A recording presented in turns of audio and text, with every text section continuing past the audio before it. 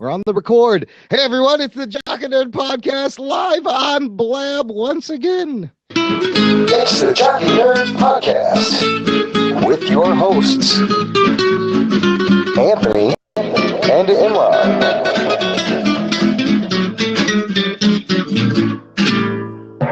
Jock and Nerd! Yo, what's up? The Jock and Nerd Podcast. My name is Imran. My name's Anthony. He is the Jock. And he is the nerd. And we are your co-hosts through this empire of stupidity known as the Jock and Nerd Podcast. This is our 7th week in a row live on Blab, and that can only mean one thing. We have our favorite, America's favorite felty, Rugboy. What's up, dudes? What's up, Rugs? How's it going? Everything's good, man. I'm having a rough day. Oh, I'm sorry. Why is that? I'm sorry to hear that. I think I have diarrhea. Oh boy, that makes for a slippery slack hole, doesn't it? This is what happens. Listen, sometimes when you take the mushrooms out of the refrigerator and they look bad, you just don't eat them. I was going to ask if That's you had just some friendly advice. I was going to ask if from you had old Rugs. Chipotle recently, because I believe there's been a recent Chipotle E. coli thingy that just happened. For real? Really? Yeah. So my wife was How long does that take to affect you? 2 minutes, 2.5 minutes. It'll go right through you. That's what I heard. Really? No, I don't know. I don't. Because I had Chipotle, but like a few days ago. Oh boy. Usually when I put the hot stuff on Chipotle, then my slack hole starts to get a little slippery, if you know what I mean. It's like a Whoa! It's like a I think signal. I'm actually turned on by that, Anthony. That's kind of hot. Hey, everyone, this is the Jock and Nerd Podcast. We are live on Blab. We're going to talk about this week's comic book TV shows. Thanks for joining us. Thanks for listening. Anthony, before we begin, though, I kind of feel like we should explain to our listeners the kind of two formats that have evolved. Like, this whole show has evolved. We don't know what we were going to do, but we've kind of, 7 weeks in a row live doing this, and then in between, there's awesome shit, too. Yes. So what we've been doing for 7 weeks is we've been releasing 2 shows a week. One is a weekly comic book TV show review show. Say show that many times in a sentence. A lot of shows like this. A lot of shows like this show on Blab. Yep. When we say Blab, we're doing it live so that people can jump in towards the end of the show and comment, and we're getting live reaction from people. So that's one format. Then the other format is what we call our special shows. And these special shows usually have guests or are like movie reviews or a certain topic. So lately it's been a lot of guests. Yeah, we got a lot of interviews. New movies come in. Maybe we'll do some movie reviews. Maybe me and Imran will talk about certain topics. Maybe we'll have an interview with Rugboy in the future. Who knows? Whoa. We're working on that. There's 2 separate formats. So if you don't like one, or if you prefer one, or if you like both, we're providing a little something for everybody. That's basically it. For you, the listener, this is what it means. If you watch the shows and are current and you want to keep up with us, just go to jockandnerd.com/live and you can jump in, and you can listen to our Blab shows. And then you can listen to our other shows. Now, if you have not caught up on your TV shows, maybe you don't want to be spoiled, that's absolutely fine. All you got to do is listen to every other show. It's very simple, people. And we make a very easy distinction between the shows too. We've been titling the weekly comic book TV show reviews as comic book TV show review, something along those lines, week 1, week 2, week 3. And then the special shows obviously have a different title with either the guest's name or the topic we are talking about. And so scrolling in your podcast app, it's very clear. You can pick and choose, and it's a lot of fun. We got lots of content. You're going to meet a lot of great people. Ruggs is on our comic book show, right, Ruggs? But occasionally he slips over to the other side. Like our last episode 52 with Kevin, the crossover was great, who's here right now. 365 Flicks podcast. Check them out. That was a great crossover. I just listened to the recent episode that you guys did with the director of Drew, the man behind the poster, Eric Sharkey. Yeah. And I really enjoyed that interview. It was actually really full of info. A lot of good stuff there. I mean, that's the thing. Like, you guys together are pretty good at doing interviews. You get to a lot of things and you keep it moving. And if you guys have not listened to them interview a person in the industry, I highly recommend it. It's good. Oh, thanks, Ruggs. Thanks, man. Yeah, we've been having a lot of fun just getting to know people from my past, from Anthony's past, and then in the future, like literally complete strangers. We're going to meet complete strangers. We've actually, you guys, we've got a lot of emails coming in from independent comic book creators wanting to be on the show. It's been kind of exciting. A lot of great content lined up. Check that out. Check out the last show, just like Rugboy said, jockandnerd.com/54. Filmmaker Eric Sharkey, director of Drew, the man behind the poster, about the awesome artist Drew Struzan. Like it was a great time with Sharkey, dude. He's a cool dude. Yeah. I like, he kind of, the journey that he went through to get to where he was also very interesting, that he was kind of going one place and it led them somewhere else. And now he's doing this documentary thing. Right. And it just goes to show it's like the same thing with us. It's like you guys started in one place and now we're going in other places, and you never know where it's going to end up. It's a great lesson in just being creative, putting it out there, but then just being open and evolving and kind of going with it and going with the flow. Yeah. Yeah, man. And like Sharkey went from campy, silly movies with Adam West to the amazing documentaries about artists. But it kind of made sense how that happened. And he just went with it and he killed it. So guys, check that out. Speaking of our special shows, I want to mention again, episode 50, because the thing behind me, if you're in the blab, and I'll put a link in the show notes and a picture of this, we got a little local press about our variety comic show, Chicago's longest running comic book store that has shut down. I just put a link in the blab, and there's this article. It's a local blog, but it's like all about me and the show and Anthony and Variety Comics and the state of comic books. And I read it. I couldn't stop smiling. Honestly, I was like, oh my God.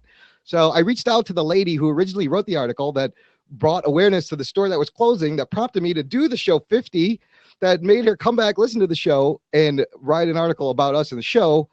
And if you have listened or not listened outside of that store, there were these great, awesome comic book paneled illustrations. There was no windows. I had seen these things all my life. That's how you knew that store was there. So I went on the last day of the store. I'm so confused. October 31st, the last day the store was open. They were selling the panels, and I bought one. I had to buy one. It's behind me. This came fresh out the walls right outside Variety Comics on Western and Wilson in Lincoln Square, and now it's here, preserved. So that's awesome. I love the background. How did it fit in there? Did you have to struggle to get it in there? It looked like it was you. Yeah, you're not that strong, dude. Well, I had help. My wife is a lot stronger than I am, so that helped. But luckily, this thing is it's not in one piece. There's a tiny strip right here. So and if it wasn't for that strip, this thing wouldn't have fit in my Honda Element. So it just fit, and it just fits right on the wall behind me underneath this shelf. Like, it's the perfect size. It was meant to be. Ruggs, you gave me the idea because you were like, dude, you got to get one of those panels. And I was like, you know what? That's a really good idea. And I went to get the panel. You got a piece of history right there, dude. Chicago history right behind you. How many people? Yeah. Anthony's got a picture of Michael Jordan. But that's also Chicago history. Yeah, that's also Chicago history. We got two sides of Chicago history represented in our backgrounds. Ruggs, you need some Rugboy history. You need like a garbage can or like a dumpster. A half-eaten sandwich or something like that. Yeah, I gotta get something behind me. Love your shirt though. What is a Spider-Man shirt? Yeah, it's a Spider-Man shirt. This is the first shirt I wore. Oh, on the initial, and that was a blab only show. So to wrap all this up, guys, visit jockandnerd.com/live. You'll find the link to our blab shows. There's extra content there, such as the very first appearance of Rugboy on cam anywhere. And it was a great appearance, and that's not even in the podcast feed. So you're gonna have to go check that out and watch it. Absolutely. All right, guys, we got some news to go over, and then we got some awesome shows to talk about. What say we head forward? Let us go forth. The Jock and Nerd Podcast. Jock and Nerd. Did you guys catch the Preacher trailer for AMC's Preacher show based on the comic book Preacher? I did. What'd you think, Ruggs? Now, Anthony, did you read Preacher? No, I've never read The Preacher, no. Do it now. Do it. Yeah, do it. Do it. Just do it. It came out a long time ago. It ran from like 1995 to 2000. So you can get the whole thing in trades. It's really good. Garth Ennis writing, Steve Dillon art. It's amazing. It's really good. Yeah, it's really good. I'm sorry. What do you think of the trailer, though? I noticed that Tulip was missing. Maybe I have to watch it again, but Tulip was missing. Cassidy was in there, though. Tulip was Cassidy was in it, yeah, for a second at the end. And Tulip was the girlfriend. Yeah. So like, I don't know if we got to issue it that in the trailer, the Irish dude at the end is a vampire, and he buddies up, and they're great together. and Tulip is this crazy like sharpshooter girl. You know who was playing Tulip? No. The girl from Agent of Shield. The girl that ended up getting hit with the Terrigen Mist and was the bad guy. Oh, that chick. Yeah. Raina. Raina, yeah. Oh, that's good. I liked her. So they just pass her over to there. Yeah, one comic book show to another.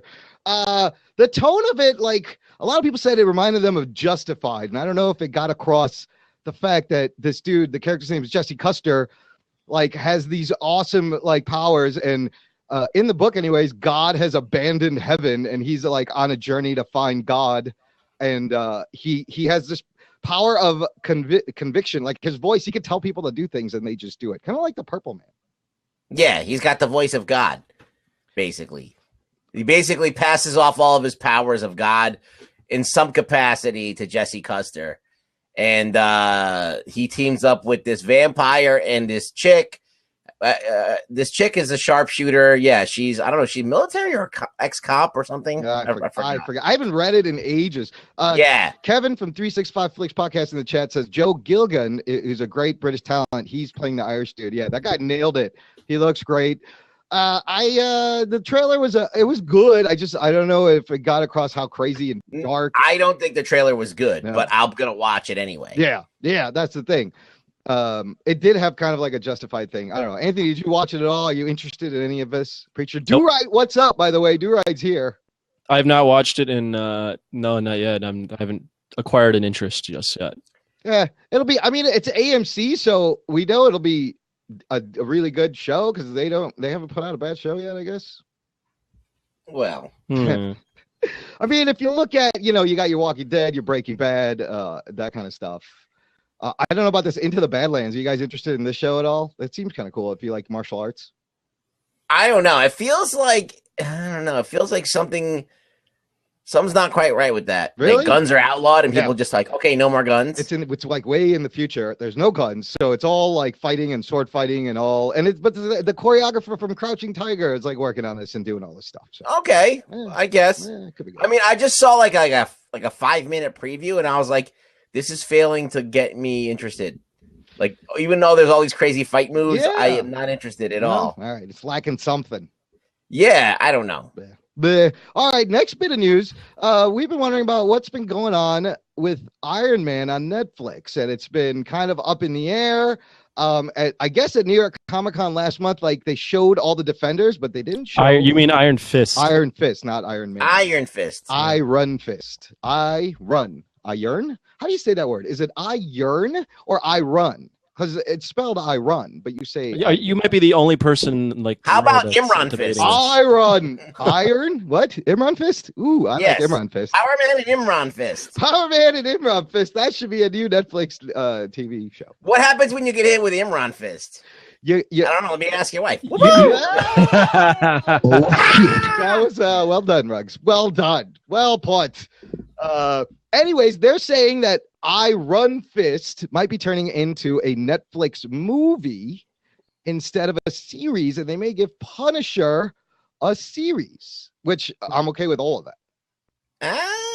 I don't know. I kind of was looking forward to an Iron Fist show, but I could see how this character is a little bit more weird than the other three. That's what they're afraid of, that maybe we don't need 13 episodes of mystical magic shit. Are people going to stick around? They want to just see the street level gritty. Yeah, but can't they just put it into like a chi thing that people will buy into? People buy into chi and like karate and shit and like harnessing your chi like those monks do and and shit. Like, I mean, Danny Rand is a great character, but honestly, come on, if you put out a Jessica Jones, you put out a Power Man, then you put out a Punisher series, then you do an Iron Fist movie, and then you do a Defender series with all of them, that's enough for me. Just give me 2 hours with Iron Fist. That's cool. He's in. Let's go. Here's the thing about Netflix though, is they've established these. Well, they've only done Daredevil, but they're establishing this series of 13 episodes and building the character and like giving character time to breathe. And if they were to do like a 2-hour Iron Fist, like, I don't know, I feel like I'd be cheated out of the potential of Iron Fist. Well, another thing is that I don't think the Punisher is likable enough to have as a series. That's a Like, good decent the point. guy that they have playing the Punisher is not typically a likable guy. He's always the bad guy. You just gotta make him a tragic figure, though, like really And- tragic. And but like if you think about those four properties, like the point in the screenwriting article is like that would be a nice Marvel Knights gritty noir street level thing. The Iron Fist is now. Here's the other thing they mentioned is that they might tie this into Doctor Strange, and then tie it together to slowly get people used to magic in the Marvel universe, cinematic universe. But like Iron Fist is not that magical, is he? Well, Kun Lu, or was it Kun It's Lu? all magic, yeah. It's a little bit. It's very. It is a little bit mystical, and the chi stuff. Although it is chi, he's not like Shanghai or Chai, who's straight like chi or whatever. Iron Fist has like his hands like glow up, light up, and stuff. So like he does have power. Magical, There's some power behind him. So, speaking of Doctor Strange, did you guys check any of those photos of Cumberbatch in Nepal? Did you just call him Cumberbitch? Yeah, that's his name, Benedict Cumberbatch. He looks awesome though, shooting as Stephen Strange, shooting Doctor Strange. Yeah, I saw a picture of him. Right, I like it. I like it already. He's got like more of a full beard. I think this is when he's kind of there, searching for whatever because his hands are fucked up. Yep. That's probably when he's looking for the powers. And I mean, they're in Nepal, shooting just in the streets of Nepal. That's cool. That's legit. Them being on location is pretty cool, like that. Yeah. So that got me a little bit more excited for the Doctor Strange. I got another thing about this one's kind of sad. I'll just get a quick mention of the designer of the Batmobile from the original '60s show passed away today, George Barris, at 89. But this guy, he did a lot of cool. He also designed the Munsters mobile, the Beverly Hillbillies mobile. So in the story it goes, he bought this 1955 Lincoln Futura concept car from Ford for $1 and turned it into the Batmobile in 15 days with a budget of $15,000. Whoa. Yeah. And then he bought the car after the show ended and had it displayed. And then the car sold at auction in 2013 for $4.6 million. And you can actually, if you have $5 million, you can actually buy it right now. Oh, the old school Batmobile. Yep, the 60s. I've seen it in person. Listen, you guys. Have you really? That's awesome. I think we should start a Kickstarter and buy this car. What do you think? Jock and Nerd Batmobile Kickstarter. We just need $5 million. That shouldn't take too long. Do you think you could pull chicks in the Batmobile, the old 60s Batmobile? If like you were to roll up, would they drop panties? Like what would happen? Fuck yeah. Not if Imran's rolling up. Absolutely not. Depends who's rolling up. You have to roll up in full like 60s Batman, Adam West costume. That shit is stuff. That's not the car that'll get you laid. The Tumbler will get you laid. You pull up in the Tumbler. However, do you know how much you're going for a ride for sure? You know how much tail Burt Ward was getting when he was Robin, dude? He was banging everything left and right because he was like, "Hey, come on, baby, I'm Robin. You want me, Batman?" And he like wrote a book about like his sexual escapades as. Are you saying so? Robin was like the Wilt Chamberlain of TV actors. I think he was. Did you hear about Wilt Chamberlain? Did you hear that quote? 20,000 women. Yeah. Is that even possible in a lifetime? I don't know. That's like 6 fucking chicks a day, dude. I think it's more of an accomplish for Robin to fuck a lot of girls than Wilt Chamberlain because the dude's like 5'2". And look at the ridiculous costume they made him wear, and he is still pulling shit. Like he had everything going against him. He was like 5'2", and he was wearing like pantyhose and little green briefs with like Peter Pan boots. Yep, exactly. And he was still he could use all his fingers, Do-Right said. That's true. Oh shit. Okay. One final piece of news. It's a little bit of nostalgia. The Jock, this is gonna mean nothing for you, but Fox is rebooting one of my favorite TV shows from back in the day that was cheesy. And it was a superhero show. Starring William Catt, Robert Culp, Ruggs. You know what I'm getting? Go. You know the greatest American hero. Fuck yeah!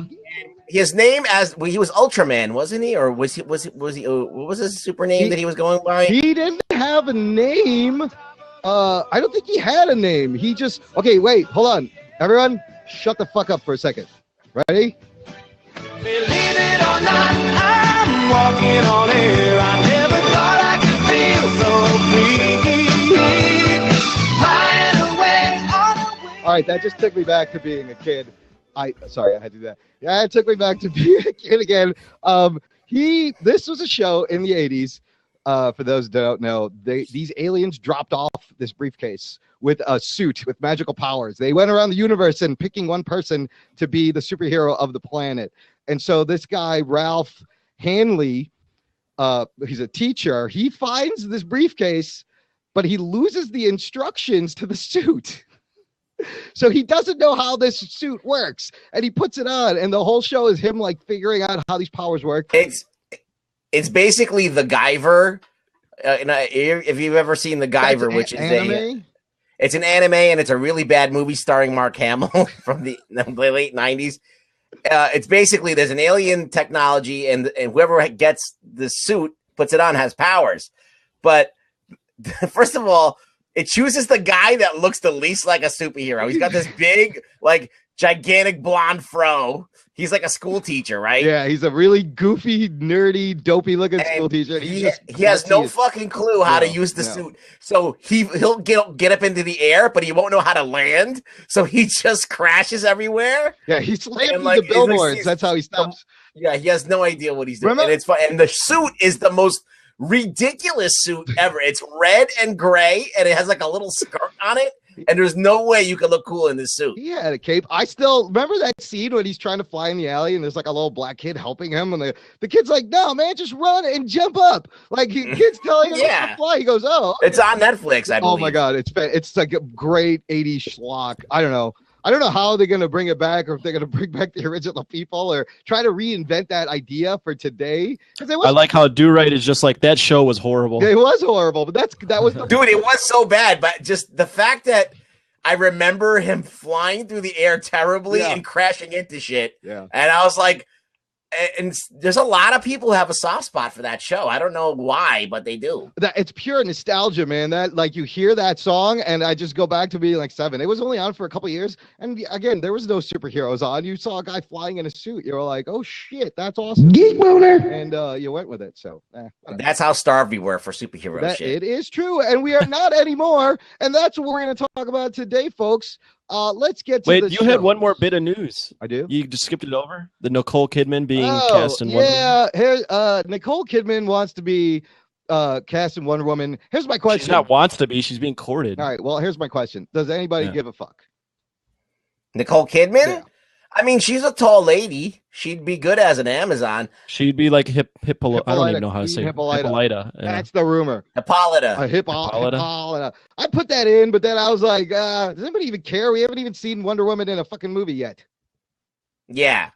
I don't know. I mean, she doesn't really look like she's related to Wonder Woman in any way, so that's poor casting. Yeah. Someone else brought up Catherine Zeta-Jones. Oh. And I said that would make more sense. Yeah. But you know, yeah, you need dark hair. All the Amazonians I thought were dark hair. I remember. I just have to point out your hypocrisy, though, Imran. You're like, does anybody care about Nicole Kidman? We haven't seen Wonder Woman in a movie yet. You're geeking out about a set photo about Benedict Cumberbatch. Well, now, but that's awesome because why? Why is it? What's the difference? Because a set photo. He looks like Doctor Strange. That's why.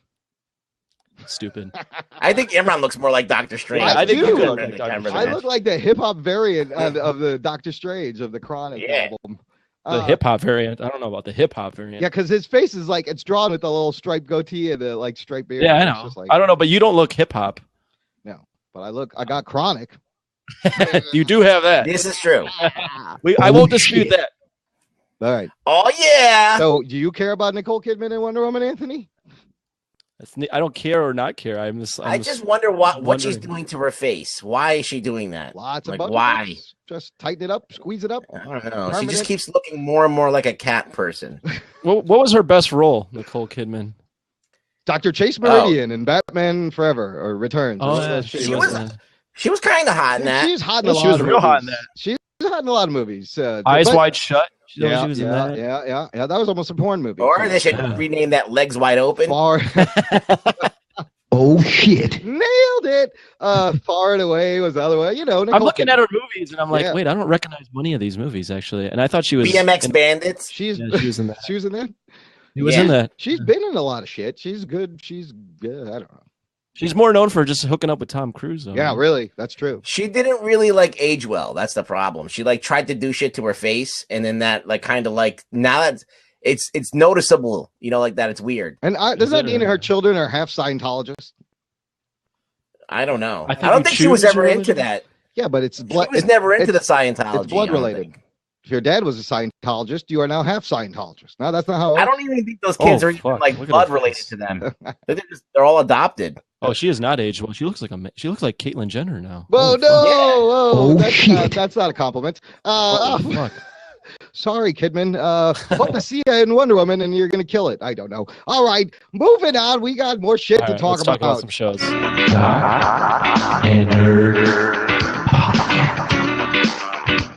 Prepare to be spoiled. You know what that means, listener. This is now the spoiler section of the show. We're gonna be talking about this week's shows. We're gonna get to Arrow, Flash, Agents of S.H.I.E.L.D., but we are starting with a show we threw in rotation last week because it's a new show, Supergirl on CBS. We got past the goddamn pilot. This is episode 2 called Stronger Together. And, well, I don't know. I like how they address some things, but overall, there's still something wonky. There's something off with this. I don't know what it is. I want to jump in right now. Okay, do it. Take it. Okay, so this is just a news alert for any guy who has a penis. All right. I did a search I wrote the words Melissa Benoist nude. Okay. And oh my God, she was a victim of the fappening, which if you don't know what that is, that's when they hacked a bunch of celebrity cell phones. Oh fuck, there she is. And there are pictures of her having straight up sex with dick in the vagina pictures. You see every opening of her. Wait a minute. This is just through a simple Google image search. What the fuck is Anthony, this? I'm not going to do it because it's going to distract me and I need to run the show.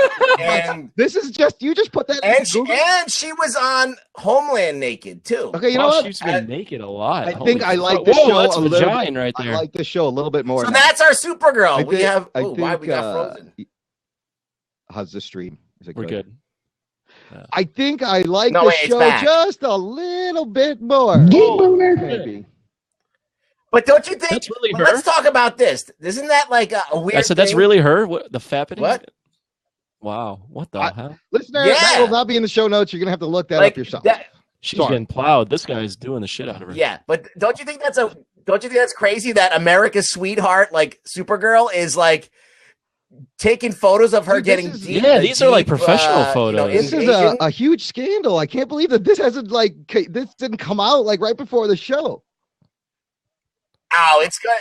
I don't know I don't know why no one's talking about it, because the fappening happened. The fappening was happening. The fappening was huge 6 months ago, so everybody forgot about it. But now that she's now primary, super female, that's all whatever. People forgot. Oh, she was part of the fappening where she got hacked, and all of these crazy racy photos of her. World are now looking up to her as a strong female role model, and the minute that'll get all demolished, the minute they type her name into the Googles. Oh shit! I'm sure they knew about this. This was a major story, no the idea. fappening was a major thing. They worked to suppress this actively. Well, I've heard of the fappening. You guys never heard of the fappening? That Bemoist was part of it. Bemoist. The new nickname. Bitch. There are sites that all they have is tons of these pictures of every celebrity. I mean, what's her name? The girl Katniss Everdeen who plays her. What's her name? Lawrence. No, Jennifer Lawrence. She got hit pretty hard because there was a lot of her.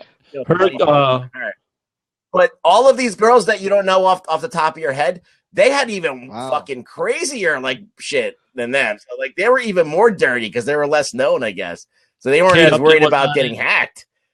Nobody I knew remember hearing about all that. Yeah. Now that you bring it up, now I remember some of those photos. This has been This has been a Jock and Nerd 2015 Fappening update brought to you by Rugboy.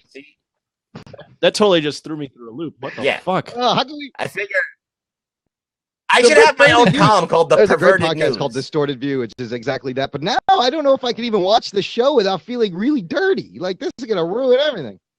I think I like it I'm gonna even watch it more. even Hey, more the now. Koreans here. So what? Okay, so let's just talk about this episode All right, because let's this, get into the episode. because this is now not the pilot. This is now the show. This is kind of what to expect. The kind of pace, the tone for the rest. Can of I the can show. I start since I wasn't here last week? Absolutely. All right.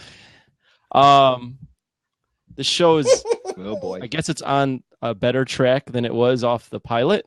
Yeah, The pilot was absolutely awful. I obviously we heard. We recorded know a blab, or not a blab, a speak pipe. This episode was a little better. They kind of slowed down a little bit and didn't go through as much as quickly. But dude, there's something about, like, especially that character that's playing Hank Henshaw. The delivery of his lines is just so bad. The line delivery on a lot, like I think it's not even. It's some of it's delivery, but some of it's just the writing. It's like it's like not real conversation. it's very like daytime soap opera acting. Yeah, and they're going for like this weird. I mean, they're going. They're trying to channel that '70s Christopher Reeve, like. Yeah, it's shucks. the Donner. Like, yes. Oh, we all look up to superheroes. This is the greatest thing ever, and like. But will that wear vibe? thin after a while? I just think the way they're delivering their lines is so. Do-Right nailed it on the head, and we've talked about this before. It's the CBS tone. It has a layer of CBS on it, and that's what is like. That's what the wonky thing is now. So let me tell you. Yeah, it's the CBS crappy bullshit stands for network. crappy Again, bullshit, I by told the Do-Right the only good thing on fucking CBS has been person of interest. But let me talk about what I liked. Well, I liked that they addressed the disguise concept, because I'm like, how the fuck can you not tell it's her? And James Olsen pretty much laid it down. He goes, look, you're hiding in plain sight. People want to believe it. They would never think that a person like you could be that. So it does, it doesn't matter. She won't. I still didn't buy that excuse. At least they tried to address I don't it, buy though, it either. because I was like, what the fuck? You're gonna go talk to Kat? She's gonna know it's you. And then, as I thought that, she said the same thing in the show. So I gave him credit for that.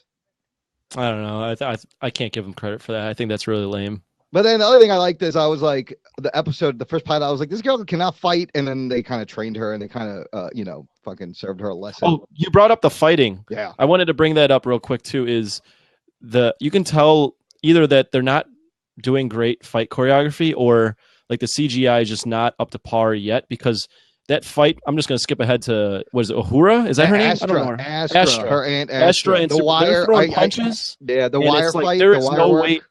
There's no weight behind these punches, and they're flying. Like, it looked really bad. Like, Astra throws a punch, and it's like she like barely throws a punch, and Supergirl goes flying. Like, I know that they're super powerful, but you have to like throw some weight behind these punches. Yeah. I read like a bunch of posts from different girls who women who love this show, so but they don't watch the other shows. They don't watch the other. They have no idea how good it could be. I don't think they really care about the action. They just want to watch it with their daughters and say, "Look, there's a superhero that's a girl, and she's strong as the guys." But they don't realize that Agents of S.H.I.E.L.D. has this. They don't realize that there's other fucking shit out there. Was going after it. And I think they got him. And I continue to feel like maybe the show is not for us. I guess that's what I'm thinking too. Is that it's just not not clicking with. It's clicking obviously with a mainstream audience so far. It's only 2 episodes in. Yeah. But it's clicking with like the girl power movement and like being very progressive. But it's not clicking with me. Although without the Big Bang Theory lead-in, their ratings were half what they were in the pilot. Oh, so the ratings. Yeah, I told you that. Supergirl's gonna be canceled. I guarantee. With this nudity thing out the there, that comes up. You're right. How do you PR that? How do you damage control that shit? This dude is railing her. Holy fuck! Oh shit! Get moving, listener. You do not want to see what's on the screen. I mean, you can see how she shaves her bush. This is America's sweetheart. You're absolutely right. Do-Right was right. He said it was trash. It's CBS, and what's weird about this being trash is it's the same guys that produce Flash and Arrow, and you see that kind of formula. You see some of it, yeah. But it's shot. I've noticed there's differences in the way it's shot. It's not. Go ahead. Yeah, go ahead. You want to know what I think? No, it's fine. I'm sorry to cut you off, but they have a bigger budget on CBS. All right, that's a fucking prime network. They got money out the ass. When you're forced to like make decisions that are all about the script because you don't have the money for effects. You got to be on point with everything that you write and how you tell a story. So that's why the Flash and Arrow are a little bit more conservative and more worried about the story. With Supergirl, it's all about we can do these big special effects and stuff like that every episode and have all this money thrown behind it and star power. And, the Flash doesn't have any big stars on it. You have fucking Callista Flockhart on there. All right. She's a fucking major name. Okay. I mean, she's probably, they're going to start putting names into this thing, So it's a different ball game. And I think that they're losing control of it because it's too big. It's sometimes you're more creative when you're hampered by the budget, when you're forced to be creative. And this is a clear example of that. They got all this money. They don't give a fuck. Now, being said that they have this money, the special effects, I think they are pretty good. And to your point, Anthony, when the CGI fights, when she's thrown around real hard through walls, that looks great. That fucking wire work fight in the warehouse was horrible. Like, it just, because that's all training. That has nothing to do with effects. That has to do with how well you've trained on those wires. If you're really well trained on the wires, you can make it look like fight anything. I mean, the effects, I'll agree with you, Imran. The effects are pretty good for, TV show and obviously on CBS, but the fight choreography itself, the punches being thrown and the acting of being hit is not on par. Or even when the alien guy's face that should look split open, good, that was like pretty good. And he was happy and crawling. Yeah, it's way better than what they do on the Flash. But it's I don't know, man. I don't know. What do you guys think of besides the nudie pics of Melissa Benoist? What do you think she's all right, or what do you guys think of her? She's still a little too bubbly. She's still a little too bubbly for me. Yeah. Yeah. Do you think that I mean, now that I see she's slutty, but though, overall, maybe it's too. It's that angle cheesy. It's corny. It's a little too cheesy. Is a show like being that cheesy and kind of with that 70s Christopher Reeve vibe? Is that going to work? In this kind of modern TV era. It might if it's little girls watching it, little 12-year-old girls and 13-year-old girls watching it with their mom and their dad. I mean, dads. Look, if she sexes it up a little bit more, more guys will watch it. They got their audience. They know that despite the ratings dropping a lot, if they can maintain like this audience and this wide range, they're going to keep going and making a fucking show until. The point. It's the money. Yeah, go ahead. I don't think it's going to. If here's the thing, though, one season as Mr. Rugboy for president. Also, I think the one thing I will point out about the ratings, and I do think the show will get canceled eventually. But in its defense, Shield had a monster rating, and its rating is like a third or a quarter of it now consistently, and it's gone 3 seasons. But Shield's also had Marvel's backing, and it's owned by ABC and Disney, and so they got money. They got some money to put. I don't know, and they're trying to stay true to the comic. Like that Henshaw guy, maybe he'll be the evil. He's going to be Cyborg Superman, and they tease Maxwell Lord, and there was a lot of very Superman 2, her fighting General Astra like right away. At least they didn't drag that out. That kind of surprised me that the two fought already. Like she's like the big bad, and they all they didn't drag that out, but. When it's over, I'm like, okay, it's fucking bubbly Supergirl shit, I guess. Well, even though the show moved a little bit slower than last week, it still went through a ton of emotion. She was already like she went from like being gung ho to doubting herself to training to being back into it at the end of the episode. Like her range of emotions through like 40 minutes of TV was very wide. It's just so formulaic and like I don't know what it is. Like I can't put my finger on. I think it's the acting and the line delivery. I think is what's killing me. Yeah, writing. It always does writing. go back to writing. It's all about the writing. That's the case. So I don't know. Yeah, fuck this show. I don't know. What are we talking about next, Imran? We are Shield talking about. Flash? We're gonna talk about Agents of Shield. Anything else on fucking Supergirl? All right, moving on.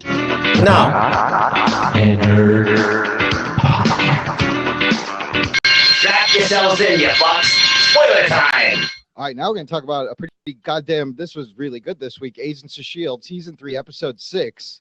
Among Us Hide. I think that's the whole title. It got cut off, but goddamn, dude, there were some big revelations. Following up last week's awesome episode, they give us. They go back to the main storyline, and we start. Dude, did you guess what was going to happen last week? Go back and listen. I had this theory, Yeah, and I was like, you did. I fucking nailed it, dude. It's revealed That's Dr. right. Garner is Lash. Oh shit! That was awesome. And like from the beginning, the whole time, you didn't buy his story because we start out with him, he's still alive and he's telling him what happened. And it was very vague. And I was like, nah, he's fucking lying to you. And then Daisy tells him, I saw Lash powered out, and he got a little nervous there. And then we finally get the true story from a dying Von Strucker Jr. to May, who was like, what? Like, this is what kind of a shock is this going to be to her?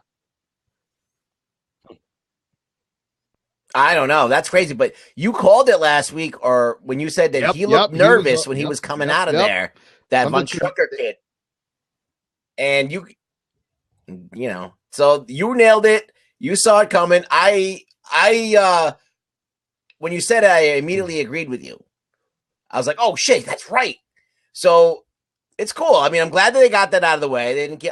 They made you think that it was somebody else. Yeah, it was a good misdirect. Banks, yeah. And that was a pretty good misdirect because it made sense that it would be someone on ATCU. It got me. Yeah? It got me. The only thing I'll have to say, and I'm going to be the resident Shield hater again. Oh, boy. I don't think – I never found Garner to be all that interesting anyways. So him turning into Lash for me is like, okay, at least maybe this will make him somewhat interesting. I felt like Garner was one of the most boring characters on the whole show. He made May a weaker character. He was just – he was just a psychiatrist. So, I'm glad he's a bad guy now. It was a good decision to pick. They're like, this guy's doing nothing for anybody. Let's just make him Here's my question, though. Was he always Inhuman? Did he turn when everyone else did? Or did he come from a long line of Inhumans that this is their job to weed out the weak Inhumans? This is what I don't understand, because why does he feel this need to weed out the weak Inhumans? It's a little if you think back on like Garner's history on the show, it doesn't exactly connect just yet. You're like, wait, this doesn't make any sense. Why was he Lash the whole time? Or like, did he become Lash after eating some bad fish oil? Like, his motivations are still really unclear. So that's why I'm still kind of on the fence. I think that it might make him a more interesting character, but I still have to give it some time to progress because I'm not sure what's going on there. Do you think he's in control? I do think Lash? I think he's fully in control. I think he's been Inhuman this whole time. Yeah, that's probably the safest bet, right? Because think about. So then, what's his deal with Sky? Yeah, why is he? Well, she's worthy.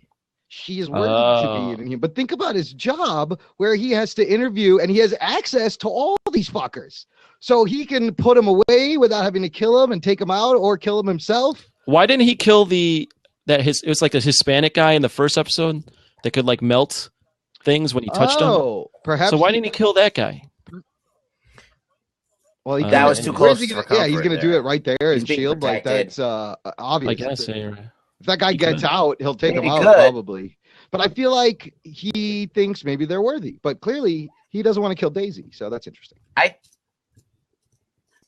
I think that another thing is that he's probably hunting down those guys that were a part of that whole other thing with the girl who never ages. What's her name? Yeah. Daisy's mom. When they were back in like Inhuman Land. Name was, but yeah, I know who you're talking about. What was that place called? 2? Yeah. I don't know. What the fuck was that? The Inhuman place. Yeah, last season. Like, everybody, last season when they went, they're all dead. When they went to like Inhuman Maybe he was Land. over there. I don't know. It's a good twist though. No, because I think he was hunting down the other guy. Lincoln was clearly worthy. Yeah. So any of those guys that were associated with those, I think he hunted them down. He hunted down that girl that could be multiple people too. Because that apartment. Maybe that was like a bad like sector of Inhumans that he's like trying to eradicate. Ooh. Maybe, but then I think they'd also teased that he was hunting down the new ones too, didn't they? He's just killing them all. Who knows? Everybody. What did you guys think of what else happened? Oh, the way they're storing the Inhumans. Coulson finally gets that part was weird. She's like stalling to take him to this facility. Coulson wants to see the ATCU facility. And did she stage that break-in? Like, what was all that? I didn't understand that. And then she staged it. Yeah, she did stage it. Yeah, and he's kind she of was trying to stall. She was trying to stall him. She was, but then ultimately they go, and he's kind of sweet on her. And Daisy is shocked that Coulson isn't more shocked at the way they're storing these fucking Inhumans in the suspension. Because she's not hearing what's being said. That drone obviously just had a video feed. But I don't know. That's interesting. They got a whole. Do you think they're playing each other though? Because you think so? See, I took it as the first time ever in this show that the government's not being nefarious. Like they're actually trying to do something good, and they're both trying to do something good, but they were hiding that from one another. Well, yeah, it's always stupid. But why would you hide it? I don't shit understand. From each other. It doesn't seem like it's a hide-worthy thing. Like, hey, we're helping these people. We're locking them up. No one's getting hurt. And I want you to see my tits, Coulson. I think it's just bad writing to create tension. I honestly think, that's what it was weird. Yeah. And then we had an awesome fight between Bobby and May, it was just cool to see them fight, even though it was, May was trying to test her and see if she was ready, and Bobby was kind of ready, and by the end she was ready, and took these people down, and that was cool to see her get back in the field, as it were. Yeah. Get back in the suit. Shit, and then she's great. like, she shocked the shit she out shocked of the guy in the pool. She gave him the shocker, and not in the fun way, people. Oh shit! So what else? I think. That wasn't really. Other than the turn was the big thing, is that finding out Lash was Garner. Other than that, everything else kind of. Yeah. It didn't progress all that much. And now Garner knows that Daisy's talking to Lance at the very end. Lincoln. Sorry. So he's probably going to go track his ass down and fucking murder him. And Fitz can't help Will. Maybe he doesn't want to help bring back Will. And I got the impression he did want to help. But then Hunter kind of was like, you sure you want to bring your competition, bro?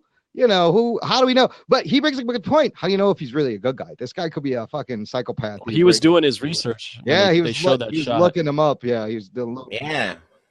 I didn't see any fabulating pictures of Will, though, so I don't know if it was that interesting. Yeah, he writes Will nude. Hey, is there like a female version of fappening then? Like, or could that be both? Like, is it? I think I don't know. Like, hackers are usually guys, so they're perverts. It could be gay guys that are hacking other people. If anybody hacks my account, you can see all my shit out of your picture. You boning chicks with like a parsnip on your waist. He has a set of he has a perfectly good set of detachable penises. Well, it is the season, and they're cheap these days, and they're rigid, and they have ridges for her pleasure. It's like built in, so that's how it works. You and Ted are relatives, it says. Well, so they have bumps. Overall, what do you guys think? We got back to the ensemble fucking Shield shit, but if it wasn't for that Garner Lash reveal thing, that kind of saved the whole episode for me. It's still, for me, out of these four that we're going to talk about, this one's the third best. And you weren't here last week. What did you think of last week? Didn't you think that was pretty strong compared for Shield? I thought it was different. The only thing I didn't understand is what the hell were they eating to stay alive that long? That fucking fish in the water, in the pool. They kept just hunting more fish? They kept killing every tentacle, and I don't know. Right? They were alive for a long time and never really got skinny. That guy's still like jacked. Yeah, it's a good point. Will? What's his name? Will? Right? Yeah. It wasn't. It lost me when it was like, what are they eating? Like, how are they alive? Do you think Will is evil? Do you think he killed those dudes? Did he buy his story about the astronauts? That was strange, right? The fucking like Grim Reaper walking around. I don't know if I buy his story anymore. That was really weird. I don't know. I felt they tried something, but the Grim Reaper thing was really strange. The planet being live, I'm like, this is lame. Like, what the fuck are you talking about? The planet is evil, of course. I don't know about that. Our planet is living. Our planet's alive, and we're destroying it. Oh shit! All right, let's go to the next show, everybody.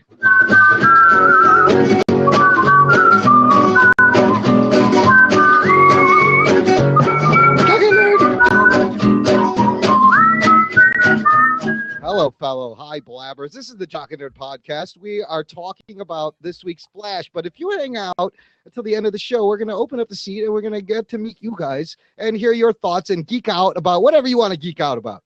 This week's episode of The Flash, where it's second season, episode 5, The Darkness and the Light. Yes. And I think it was a lots of stuff happened. I quite enjoyed this one. Flash is picking up its steam again like we wanted. So I'm really happy about that. Who wants to start us off? Anthony, what? I'll start. I'm loving Dick Harrison Wells. Like, he's so good. The actor, what's his name? Tom Cavanaugh is amazing in this role. He's played, think about this. He's played like straight up Harrison Wells. He's played the real Harrison Wells, who was like a real big geek. Yep. He's played Harrison Wells playing Earboard Thawne. Well, the other way and then around. he's played Earboard Thawne. And he's played now Dick Harrison. He's done like 5 characters already on the show. And he's been awesome in each role. From the Eobard Thawne Harrison Wells, where he is evil but loving and caring and parental to Barry, to this fucking Dick guy who's like, look, I don't know what that guy did, but we got to get this done, otherwise the shit's gonna literally like, hit the fan. I don't know. Yeah, he's like, it's like, I'm not that guy. This all might have happened to you, but exactly. I'm not the guy.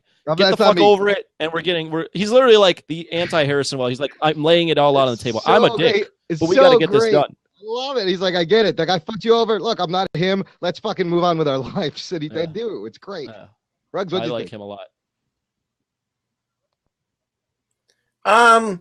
Okay, so I posted something on Twitter, and I just wanted to see what your thoughts on this.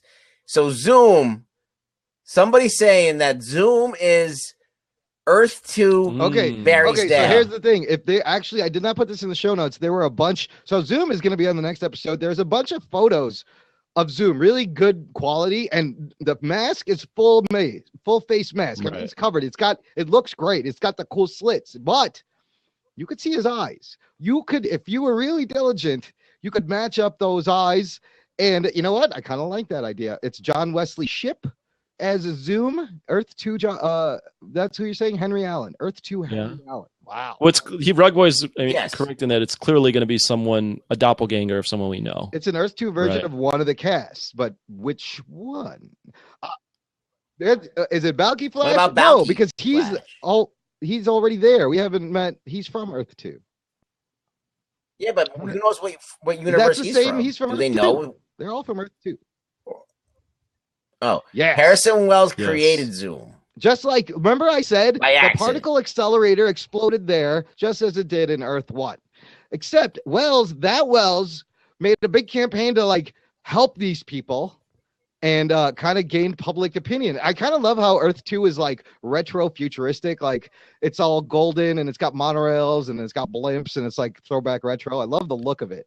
What I think I've just come up with this theory now is Wells created Zoom to be their Flash, to be this hero, inadvertently creating all these other metahumans. So then he wanted Zoom to be the guy to like clean it all up, but then Zoom obviously got power hungry and mad. So if that's the case, if it's the future, if it's like a doppelganger Earth, wouldn't that mean that Harrison Wells created, isn't that Zoom going to be Barry Allen? Ooh. That could very well be the case, but I think that Zoom looks a little too jacked to be Barry. It is a different He could be vibrating really fast. I don't know. It's a great mystery. Yeah. And what happened this episode? Oh yeah, he also has this meta human detecting app. Of course he would on Earth 2, and fucking calls out Cisco. He's like, he can help because he's a metahuman, and they're like, what? And then I love that he tells them. I love they get to his name. Fucking finally, Vibe. I've been waiting for them to just. I am Vibe. And Vibe acts out Hot Girl. She's the coffee girl. Karen Saunders, Kendra Saunders. That was really cute. It was very well done. That was very cute. Also, Patty Spivot and blind Barry Allen was good. I thought that was really. That was really well done. It was a very cute blind date. Those guys really have good chemistry. Really good chemistry. And now, go ahead. Can I ask a question? Do you think that in real life that either Flash or the other guy actually date girls? Oh shit! The guy that plays plays Vibe, absolutely. Cisco. Neither of them get girls. Neither of them. They're actors. they're on the girls. fappening. Both of those dudes. Cisco especially. Okay. He's on the Soon, fappening. the fappening. Listen, they're actors. That's all I gotta say. Okay. Yeah, I just want to.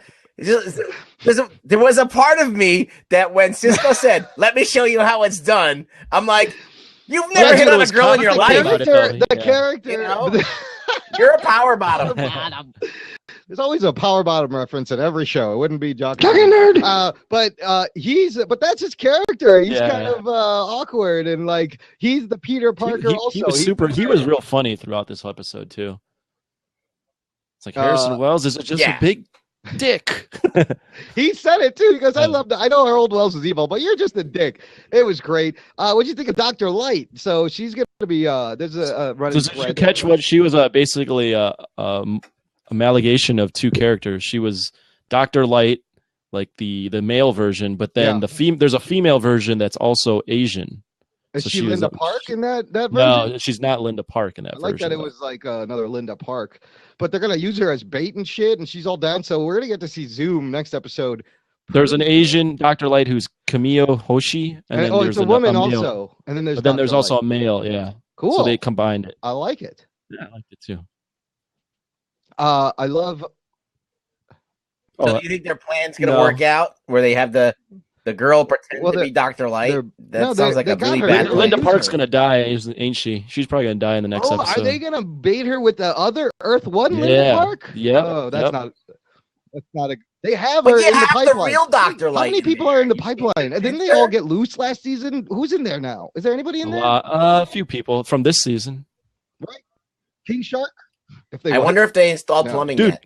I wasn't on the last episode. King Shark plumbing. though I thought that was pretty funny. King Shark that was great because we love Suicide Squad and he's great character in Suicide Squad, and I was like, surprisingly good CGI for CW. Yeah, I mean it was for like 30 seconds, so they're like, put all the money in this. Everyone, you're gonna get a pay cut this episode. One thing I noticed though is Barry's plowing through women. He has like Iris. He's gone through Linda Park, and now he's getting Patty Spivey. He's on to the next one. And Cisco, as Rugboy mentioned. But does he bang anybody, or he just makes out with them? But then even Cisco's gotten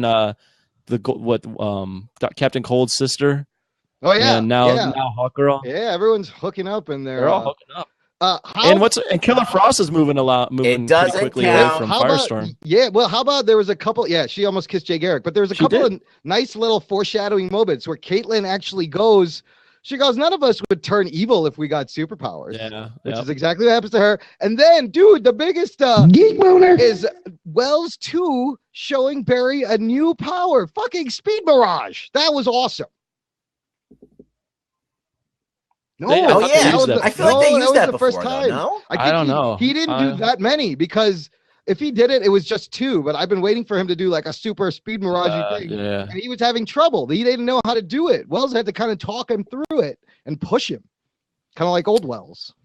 I like that Jay Garrick and Wells don't get along either. I like that they're both not on the same page. But they're two sides of like the same thing. Like they have I feel like they're painting Jerry Garrick though to be a huge pussy. I know he took off. He's like, fuck this, Wells. I'm out of here. Like, where are you going, dude? What are you doing? He's like, I'm gonna see if you got a big belly burger over here. And then Zoom has Wells' daughter, Wells 2. Yeah. So I heard she's supposed to be a speedster. Oh, that might be Jesse Quick then. Jesse Quick, yeah. Ooh, but okay, right on. Yeah. And that actress was really bad acting in that cage. She was like shaking those bars, like I'm gonna get out, and you'll see. Hey guys, hey everyone in the Blab, thanks for jumping on. Overall, man, great episode. Again, though, a lot of putting. This one wasn't, but putting pieces for Legends of Tomorrow. Yeah, that's the only thing is they're still building towards Legends of Tomorrow simultaneously while they're progressing Flash's storyline and Arrow's. Rugboy, I know. Did you like this episode? Because you're a little harder on Flash I than enjoyed me and it to a degree.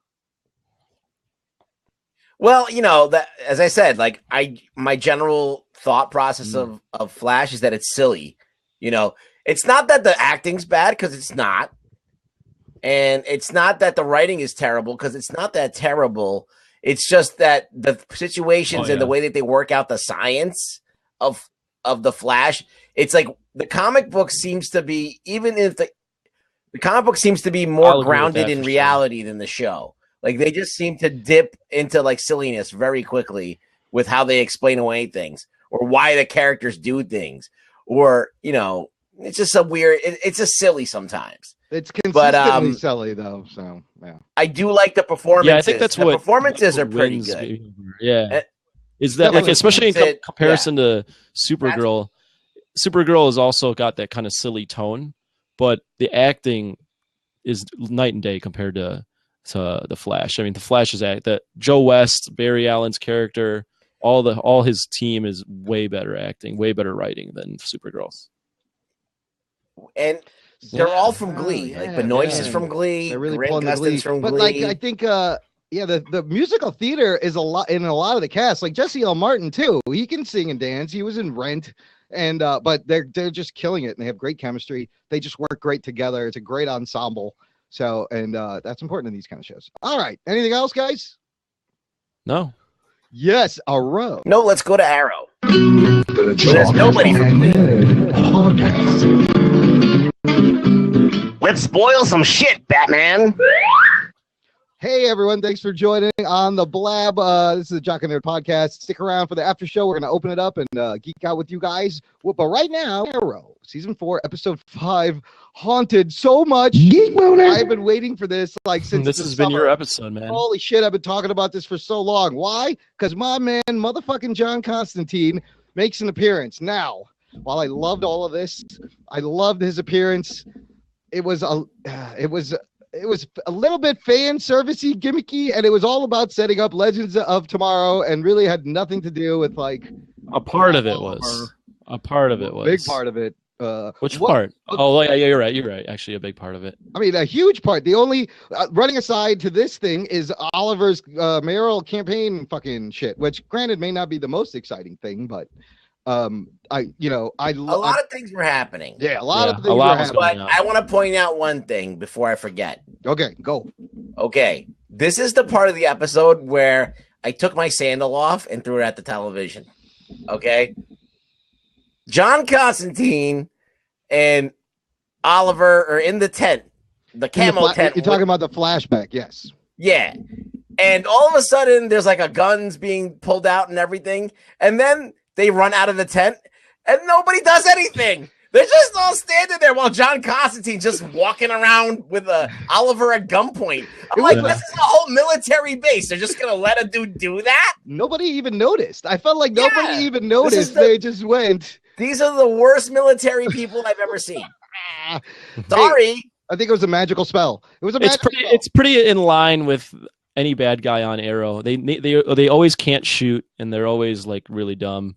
Yeah. And they're supposed to be trained assassins, but they get their ass kicked by Laurel Lance. Last episode, the policewoman was like the Terminator. Yeah, she was unbeatable, and then all of a sudden they're like, I give up. Go to jail. And Baron Reiter too. You're a badass warlord. You don't even know this fucking kid Oliver. I thought he would have been like, go ahead, fucking pop him. I just met him. I don't need him. But he's like, nope, I give up. Okay, you can do what you need to do. What the fuck, dude? Anyways, in that flashback, they find a thing. They find the orb of Horus, which is a magical, mystical, awesome item. You could tell. So in this point, I have so many thoughts on this episode. Okay, where do we start? I know. I don't know where to start. I'll bring up. We brought up budget between CBS and CW. Yeah. You could see CW's budget when they go in that secret lair, and it's this was not a secret. This is a terrible secret lair. This is clearly just built yesterday. You can tell right away. It looked a little thin, a little wobbly, maybe. A little you could just punch your hand through the rock. It was we're going for the Indiana Jones secret lair, but we're not. We don't really have it that much. Don't pay attention to the background. What are you doing, Constantine? Matt Ryan, Constantine's on the screen. Hey, thanks. Dude, I was surprised that Constantine. I forgot that he was even in this episode because he didn't show up till midway through. Yeah, and I didn't think I was surprised to see him on a flashback. I thought his character. I've never seen this show, Constantine. I thought his character was fucking different, awesome. I liked his character a lot. I wish the episode would have focused more on him, and got him out earlier. Yeah. You can tell that like he wasn't originally in the plans. That's interesting. Yeah, because they shoehorned him into the fucking flashback to get him in the thing. But I was really curious what someone would think who did not watch Constantine and does not know about John Constantine. That character is different. Like I've never seen a character like that. Dude, so what like Constantine? The show was good. Listen, Matt Ryan fucking nails Constantine.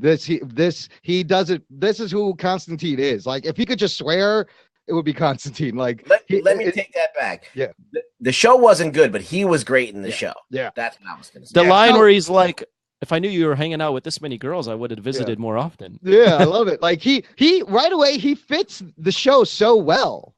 Like he just fits the whole theme of the show. You don't think so? I didn't think he fit I think the world. He fit a little. He was a little wackier than everything else around him. He was a little bigger personality. A little bit bigger personality. A little like the show's still, even though they were teasing magic with Damien Dark, like he was over the top. Like, too much magic, too fast, huh? Okay. I didn't think it was a bad thing. I just thought you could tell that he's not originally from this world. Like, if you watch Constantine, he's playing it exactly the same way. Yeah. The only thing is that they did this thing where they give him like that fake beard, where they color in the beard, and that looks weird. Yeah. That stubble, like that, and it looks weirdly unnatural on John Constantine. Wait, in the present or in the flashback or both? I don't know. They just did that thing where they put that black makeup to make your beard look thicker. Oh, like the 5 o'clock hobo shadow makeup. Yeah, yeah. It looked like you were in a high school play. That didn't really bother me. I didn't notice that. But they never did that on the show. No. On Constantine. But like, I don't know why they did that to him. Some great references. First of all, did you get the dead peacock feather stab at NBC? Yeah. That was fantastic. That was fantastic. He scratches his back with it. It's so great. He's like, all right. And then when they're like, have you ever resurrected a soul before? He goes, yeah, but it's been about a year. He was talking about his show a year ago where he resurrected his buddy's kid in that episode. What I wish they would have done is they should have introduced Constantine earlier in the episode. I like that they incorporated him into getting Sarah Lance's soul back, but they should have incorporated him into the episode earlier so that when they were rescuing his soul, when Sarah Lance's soul from that dream world or whatever, they could have made a more elaborate fight scene and made it a couple more segments instead of it being over just like that. You know, that was the worst thing ever. Yeah, it was lame. Which part? Like the end. So like, you know how they're like, we have to go into it's like Laurel. Yeah, they go into the mystical realm and physically wrestle her soul on right. The thing. That could have been a really cool scene. Like they could have had some really cool shit happen in that. They need that CBS money. In like a minute. Like they kicked like 2 guards' ass and then pulled her out of a tub. Yeah, that was bad. It wasn't really that hard. That all Constantine was like, sometimes it's hard. But if they would have introduced him earlier in the episode, they could have built this segment to be a lot longer. So here's what they should have cut out, and this is my point about Arrow in general: is it's always felt like the scenes with Adam have been a different show. It's never really felt connected. You mean Ray Palmer? Ray Palmer. And I'm talking about that. So in this episode, they had Felicity and it was just a Michael little bit. No, it's Curtis. Michael's from the comic books. In the show, his name is Curtis. Oh, his name's Curtis. So the black guy, whatever, Mr. Terrific. Mr. Terrific. They have good chemistry, but that doesn't feel connected at all to Arrow yet at this point. You know, it feels like a totally different thing, and it's kind of always felt like that with Ray Palmer. It's the subplot sides. They have to like slowly work. They're building towards Legends of Tomorrow. They're setting up so many fucking things that like now they're just shoving these things in, and it's gonna feel disconnected, like what you are experiencing. So if you cut that out and give Constantine more let me ask you this: you didn't think introducing him in the flashback in the beginning that wasn't enough of an introduction? You didn't see him though till midway through the episode. Yeah, that's true because they were chasing Sarah, and then Ollie didn't even know. Which, first of all, we have a return to fucking stupid Laurel Lance writing again. Oh my god! That's my last point. I hated her so much that I was like, why? We've taken a huge step back with fucking Laurel Lance. She's making stupid decisions. Just fucking tell Ollie what is the matter with you. Well, and the thing is, I'm glad she calls out Ollie on his hypocrisy and that he's like, that was good. Yeah, that was good, Laurel Lance. Now, here's the bad part about Laurel Lance. The rest of it was horrible. You chained your fucking sister to a wall, and now she's killing people. That's on your fucking hands. This whole thing is her fault. Right. And here's a difference between her situation and Ollie's. Ollie was desperate, and Thea was still alive. Also, Ollie had to give up basically his soul and become Ra's al Ghul. He had a huge sacrifice to get rid of Thea or to heal Thea. Fucking Laurel is Maybe just selfish sacrifice. as fuck. Yeah, dude. No sacrifice. Just takes a dead person and gets her revived, and not only endangers the public, fucking screws with her dad's emotions. Yeah, dude, that's fucked up. Like, how can you not be mad at this character? Plus, she goes to Oliver. She's like, "Oh, you care about your family. I wish sometimes you would care about mine." Oliver Queen has banged half of the Lances. Think about it. How much more love do you need, you fucking bitch? Oh shit! Oh my god, I hated Laurel Lance this episode. She was really bad in this episode. This she's was the bad worst Laurel. character in the show besides the sister. And who do you think's gonna die, Jock? Oh, you mean at the last episode? Oh, who's in the grave? Yeah. I think I'm going with Diggle. I would go Diggle or Felicity. Well, if the laws of black guys on shows, Oh, they have boy. Mr. Terrific. Now That's they got too many black guys. That's true. That's Now how they gotta get rid of one. that's how The Walking Dead works. I'll tell you what. They can't. Yeah. We Whenever got they one, add a black guy, another one's getting killed. the other one's fucking done. I've slowly dude. noticed this. Right? catching Isn't up that now. weird? Too many black guys.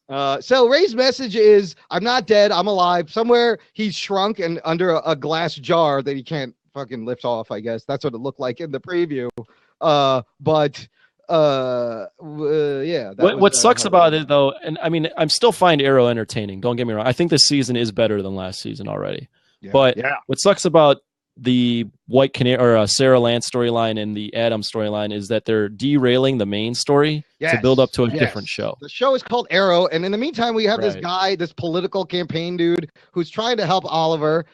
And Oliver, and he's kind of has a lot of good points, and Oliver doesn't want to listen. But my point is, who is running against Oliver? Why do you have so many people? Is he even running against He's anyone? unopposed. So He's what the actually fuck? unopposed. Why does he have why does he need all these people? There's no one else to fucking vote for, you idiot. Yeah. But It's there was funny. That's the whole point. No one, like anybody could just walk in and be mayor now. I think Yeah. so. In Starling City, anyone could be the chief of commissioner, anyone could be mayor, anyone could just take Yeah. over. Nobody gives a fuck. Same Nobody's thing with running the place. Gotham. Like, there's anybody can be mayor now. Anybody can get elected. And Dark funny. just wants to pull a Theo Gallivan on Star City, like over in Gotham. Dude, What I like about- Neil McDonough though. Yeah, I like he's how great, he's dude. playing Dark. Yeah. And I What like about Constantine's he's about that. what about him. the reveal of Diggle's brother that maybe he wasn't a nice guy, maybe he was a crime lord, and he was Hive's competition, and they took him out. Yeah, that kind of changes the flavor of Yeah. that whole revenge. Right now, I liked it. where's Diggle's head gonna be now? What once finding this out, what does that mean? He doesn't want to go after Hive anymore, or does he still? I think he's still gonna, but Hmm. it changes. There's more stuff to be revealed. It's just adding layers upon each of the characters. And so Constantine puts this protection spell on Oliver. When do you think that's gonna Oh come yeah, into play? it was like that Chinese lettering, right? On Yeah, his that ribs? was in Constantine the series also. He Oh, kinda okay. did that to himself as a protection spell. It was, and so he tattoos it on his body. And I feel like that's gonna help him when he eventually has to go up against Dark and Magic again. By the way, but John, so this was what bothered me. It was like it was such a one-off gimmick with Constantine. That Yeah. was the only thing that bothered me. It was self-serving just to get Sarah Lance back. I would love to see more of him. You know, he helps Oliver with this big thing, and then he hears about Dark, and all he can say is like, "Dude, I just leave the city." Like, you're not gonna help him out. I was like, "You got a magic guy right That- here." That's what bothered me about this episode. Is that you said it felt like he was a part of the show. To me, it felt like he was a glorified cameo. Now, maybe I was wrong. I think it was a glorified cameo. Like he just I came hope in. he shows up at the end. I would love It, to see it more doesn't of make him. any sense why he would leave. Like, I yeah, feel maybe like Why got do you shit, think? but- Why do you think they didn't like sign him up for like more episodes? Like, I think they're they didn't- afraid of all the magic. I think, but they they're. don't want- I think he's the one that's pushing the magic more. Like this is now you know that magic is available in this universe. If you didn't already know because of Dark. I'm hoping that they just get a great fan response that they can write him in towards the end. You know, right now. I think while they're still that's writing. what it is that he think they was wanna on a test it failed. out. Yeah, it's a test. Yeah. He was on a failed NBC show, and they wanted to be like, well, we'll throw him on here, see what the fans think. If he's great, we can write him into more episodes. know That what? guy's That not is- doing anything. That is a really odd situation, all right? Because he's on another network on another show, Yeah. all right, that people can't even associate with this universe. Yeah. And they're like throwing him on, and they want to see what people think. And if people Because- buy into it, maybe they'll have him back. Yeah. Maybe they'll have him It would back. only make sense to have him back, like when they're fighting Damien Dark or something like that. And it's Yeah. Ollie's magic. Ollie's losing to the magic, and Constantine shows up. And then he'll show up on Flash, and he'll show up on Legends of Tomorrow, and then he'll show up on Supergirl. Also, I got a little like Justice League Dark vibe with this, and I would love to see that show. Turn that into a show. Get Constantine, get Zatanna. Maybe Swamp Thing shows up. Why not bring a Swamp Thing now? Fucking blow it out of the park. Deadman, it would be an awesome show. That'd be awesome. Right? What I'm real curious about is how Ollie's gonna take down Dark. I'm actually legitimately how the hell is he gonna take this guy down? He does not. This is like we He's saw. so underpowered compared to Dark. Constantine gave him his first introduction to magic on the island. Oh, that's the other thing. They pulled a fucking Lost with Leanne Yu. The island is magical, people. Jock and Nerd. Yep. I didn't even press that. But what do you think that means going forward? He's like, there's a reason bad things happen on this island. It's fucking magical now. And I was like, oh, Magic Island. Okay, I guess. Okay, well, don't hit the button. Okay. What, the magic? No, the Lost button. The button. Which one? The button that in Lost. Oh, the one that's counting down every fucking whatever the time it's the same fucking island basically. It is. It's become the magical island that nobody knows where it is. Everybody's dead. And you die. Nothing everybody's ever happened. Dead there. Yeah, you're resurrected. Everybody's dead if you go there. They turned it into the Lost Island, so I was like, that's weird. But yeah, they had to shoehorn him into the front and the back. I am glad though that Ollie's back on the island, because last season's flashbacks were the worst. The absolute worst. Yeah, flashbacks were shit. This season, it's still, I don't know what they're doing. This gave them a little bit of a breather to actually have to write anything for the flashback. They're like, oh, we could just shove this in and then we'll figure the rest out later. Because I think if this season's good, I think it's just that they are trying to balance a lot. Like this episode had a lot going on, and I think it fell apart. Once Legends of Tomorrow comes out, it'll start to write. The ship will write itself. I agree. I absolutely agree. So moving forward, I read an interesting article about the before the mid-season finale, the crossover two-parter that they're going to have that they did with Flash last season. Yes, Flash and Arrow, and this time they were talking about how it's actually, instead of like both of them being independent, it's going to be like a two-parter whole storyline, and it will introduce Vandal Savage and it will kick off Legends of Tomorrow officially. That's when we'll see it. So that makes sense, right? Yeah. But I'm kind of like, just let's get this out of the way, so we get back to like just concentrating on the fucking main characters here and let them do their thing. But they're chugging along ahead with all this shit. So I think we talked about everything. Yes, we did. You guys in the Blab hang out. We're gonna wrap up the show, the main show, and we're gonna open up to the post show and geek out with you guys. Doesn't that sound great?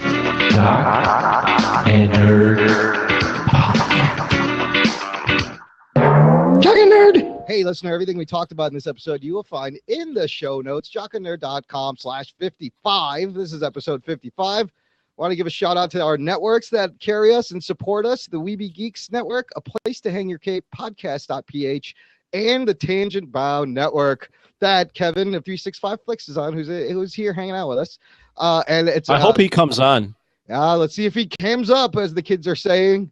And if you guys want to send us a comment, you're listening, you have thoughts about Arrow, Supergirl, anything we talked about, send us a speak pipe. There's a link in the show notes, or go to speakpipe.com/jockandnerd. You can send us an audio comment and we'll play it on the show. We will. And also you can email us, show@jockandnerd.com. If you're looking at the Blab, that's our Twitter, Jock and Nerd Cast. Yeah, it's right there. It's right there. Facebook as well. And we're on Clamor. It's not really on Clamor that much anymore. Here's the Rugboy, where can they find you, though? Oh, yeah. Rugs. At Really Rugboy on the Twitter. That's right. Rugs actually has more followers than us. Lame. But I'm happy for you. I'm approaching 300. Holy shit, dude. Oh, shit. Right on. Rugs is a viral sensation, a felty sweeping the nation, Mr. Rugboy. I want to hit 1,000.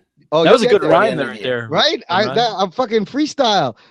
Just like, all the tease. Rap battles. That's a tease of a show coming up. A future show. Speaking of future shows, next week we have a great conversation with Emmy award-winning photographer Ross Detman, who takes amazing UFC photos. So if you guys are into UFC and want to see good bloody fight photos, definitely check out our next show coming out Tuesday. So Tuesday. That would be November. I guess I want to date. Nobody this cares November about dates. 10th. This is time shifted, but it will be the next episode. That's Yeah. for damn sure. Well, if you say Tuesday, it means nothing. Yeah, it unless doesn't. it's a Sorry. date. Next episode. But here's how you can find out when it comes out, listener and There guys you go. on Blab. Good transition. Subscribe to our show in iTunes or your favorite podcast app. Just search Jock and Nerd in any podcast app. We're going to be there. Hit the subscribe button, and you will get every show as it comes out automatically right in your pocket. You'll get a little felty buzz in your pocket, right, Ruggs? Yeah, that's what I do. And as we discussed In both to pockets. start this show, you'll get every show, and then you'll be able to decide if you want to catch up on the weekly comic book reviews or do these special shows or listen to both. Cherry pick both. And what a lot of people, I think, do is as they're catching up on their DVR, they will go back and catch up with us week by week talking about these shows. It can be a lot of fun. It's like a little running commentary. Just visit jockandnerd.com/review. It'll take you right to our iTunes page. Leave us a rating, reviewing, and finally, everyone, just tell a friend. Tell someone. Go up to someone, give them one of these. Jock and Nerd. Real low like. Yeah, and after you tell them that, tell them to look up Melissa Benoist nude. Oh, that'll be a great advice. Unbelievable, dude. I still am like, what the fuck? Isn't that the most insane Mind blown. thing? I am- dude, the dude's like you could see the dude's dick in her. Like, oh my god. Yeah. Listen, let's- Unbelievable. She had That's a that little on her bushy phone too. and First of all, she had that on her phone, and like, you don't have that on your phone. You just don't. Like, what if like somebody like your mom picks up your phone, or like, And the pictures are very like stylized though. Like it's black and like, white there was- and like good angles. Like there's a third person in the room. Yeah. Let's get hashtag fappening Supergirl trending. How about that? How about hashtag Supergirl fappening scandal? I think we should start some Mind shit here. blown, dude. I'm mind blown. We're gonna start some shit here. All right, gang. We're gonna close up the show. Blabbers, hang out right there. We're gonna open it up for you, podcast listener. Thank you so much. We appreciate every second you spend with us. My name is Imran. My name's Anthony. He's the Jock, He's the nerd. and we'll hear you next time.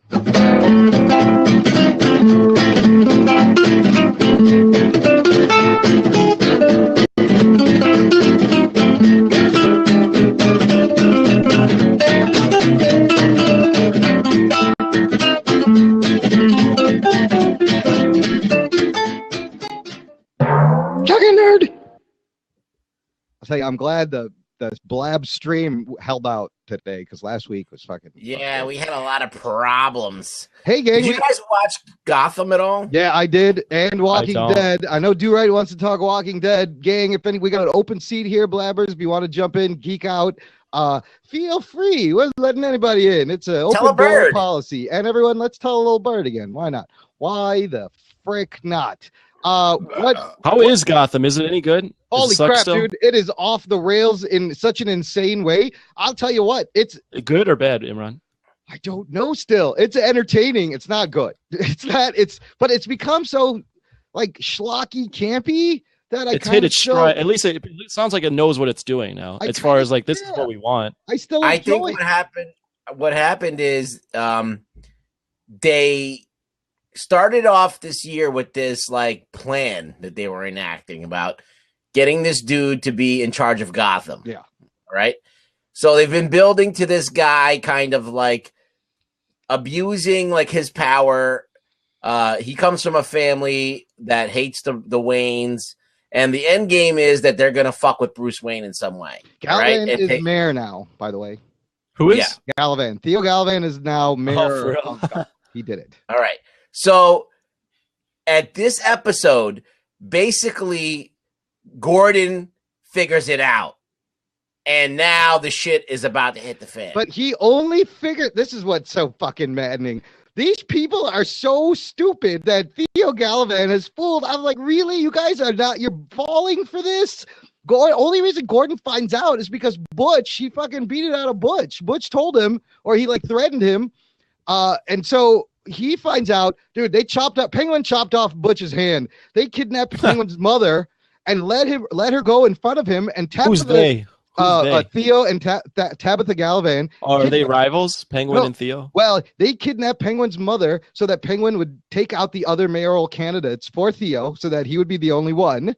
Oh. And in the meantime, he sends Butch over there as a double agent. But to prove that Butch is flipped, Penguin just chops his hand off and sends him over to Gallivan.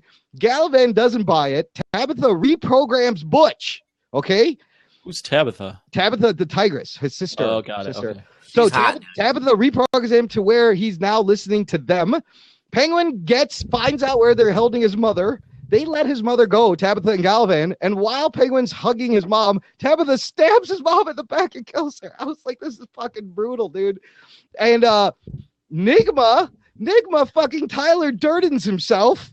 He gets a date with Kringle. They actually start going on dates. She's coming over, and he fucking finally tells her that he killed her boyfriend. And then while he's choking her to death, he's like, I would never hurt you. I love you.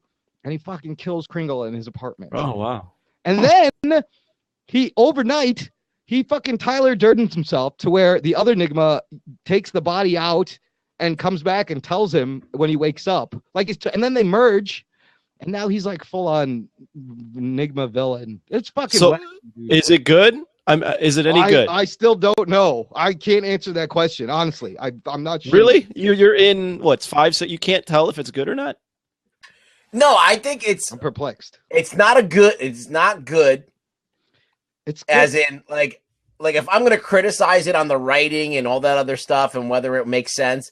No, it does not. It's stupid. It's like a soap opera feel. Okay, it feels like a soap opera, not like a comic book. Okay.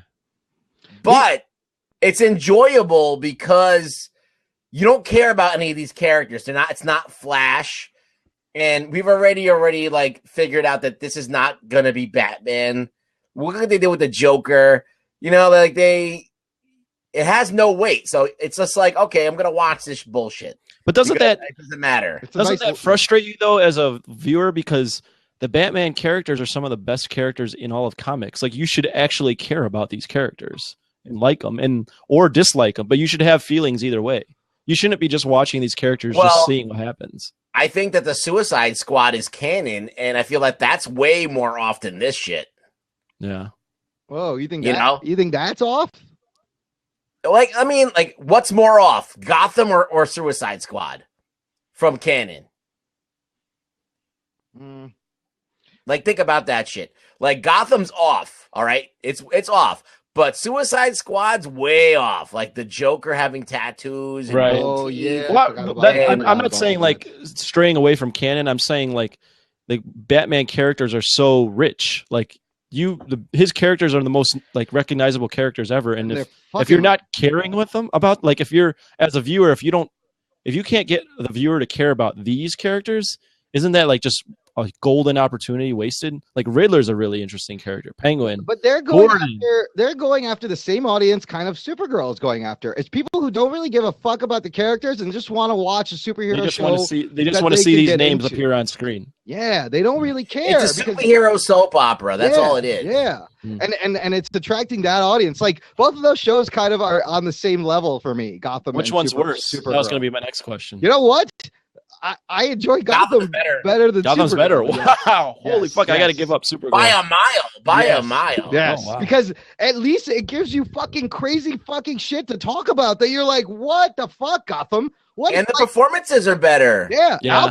Alfred has literally smacked 2 kids in the show in the 2 episodes. He smacks Selena Kyle right across the face, and then he punches Bruce right in the face while they're sparring while his guard is down. It's hilarious. I'm like, this is the fucking worst butler ever.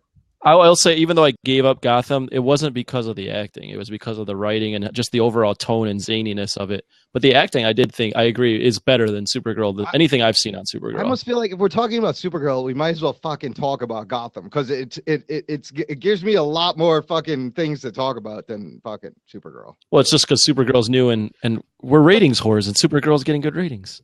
That's a good point. But He's right. There's no that makes a lot of sense. There's no substance there. We There's want nothing- that female audience. Yeah, hi, ladies. Because we can talk about the fappening and they'll be really into Jock it. and nerd. Yeah, baby, what's going on? Hey, we got an open seat here. If you guys are in the blab, want to jump in and geek out and talk about anything, Gotham, Walking Dead, maybe.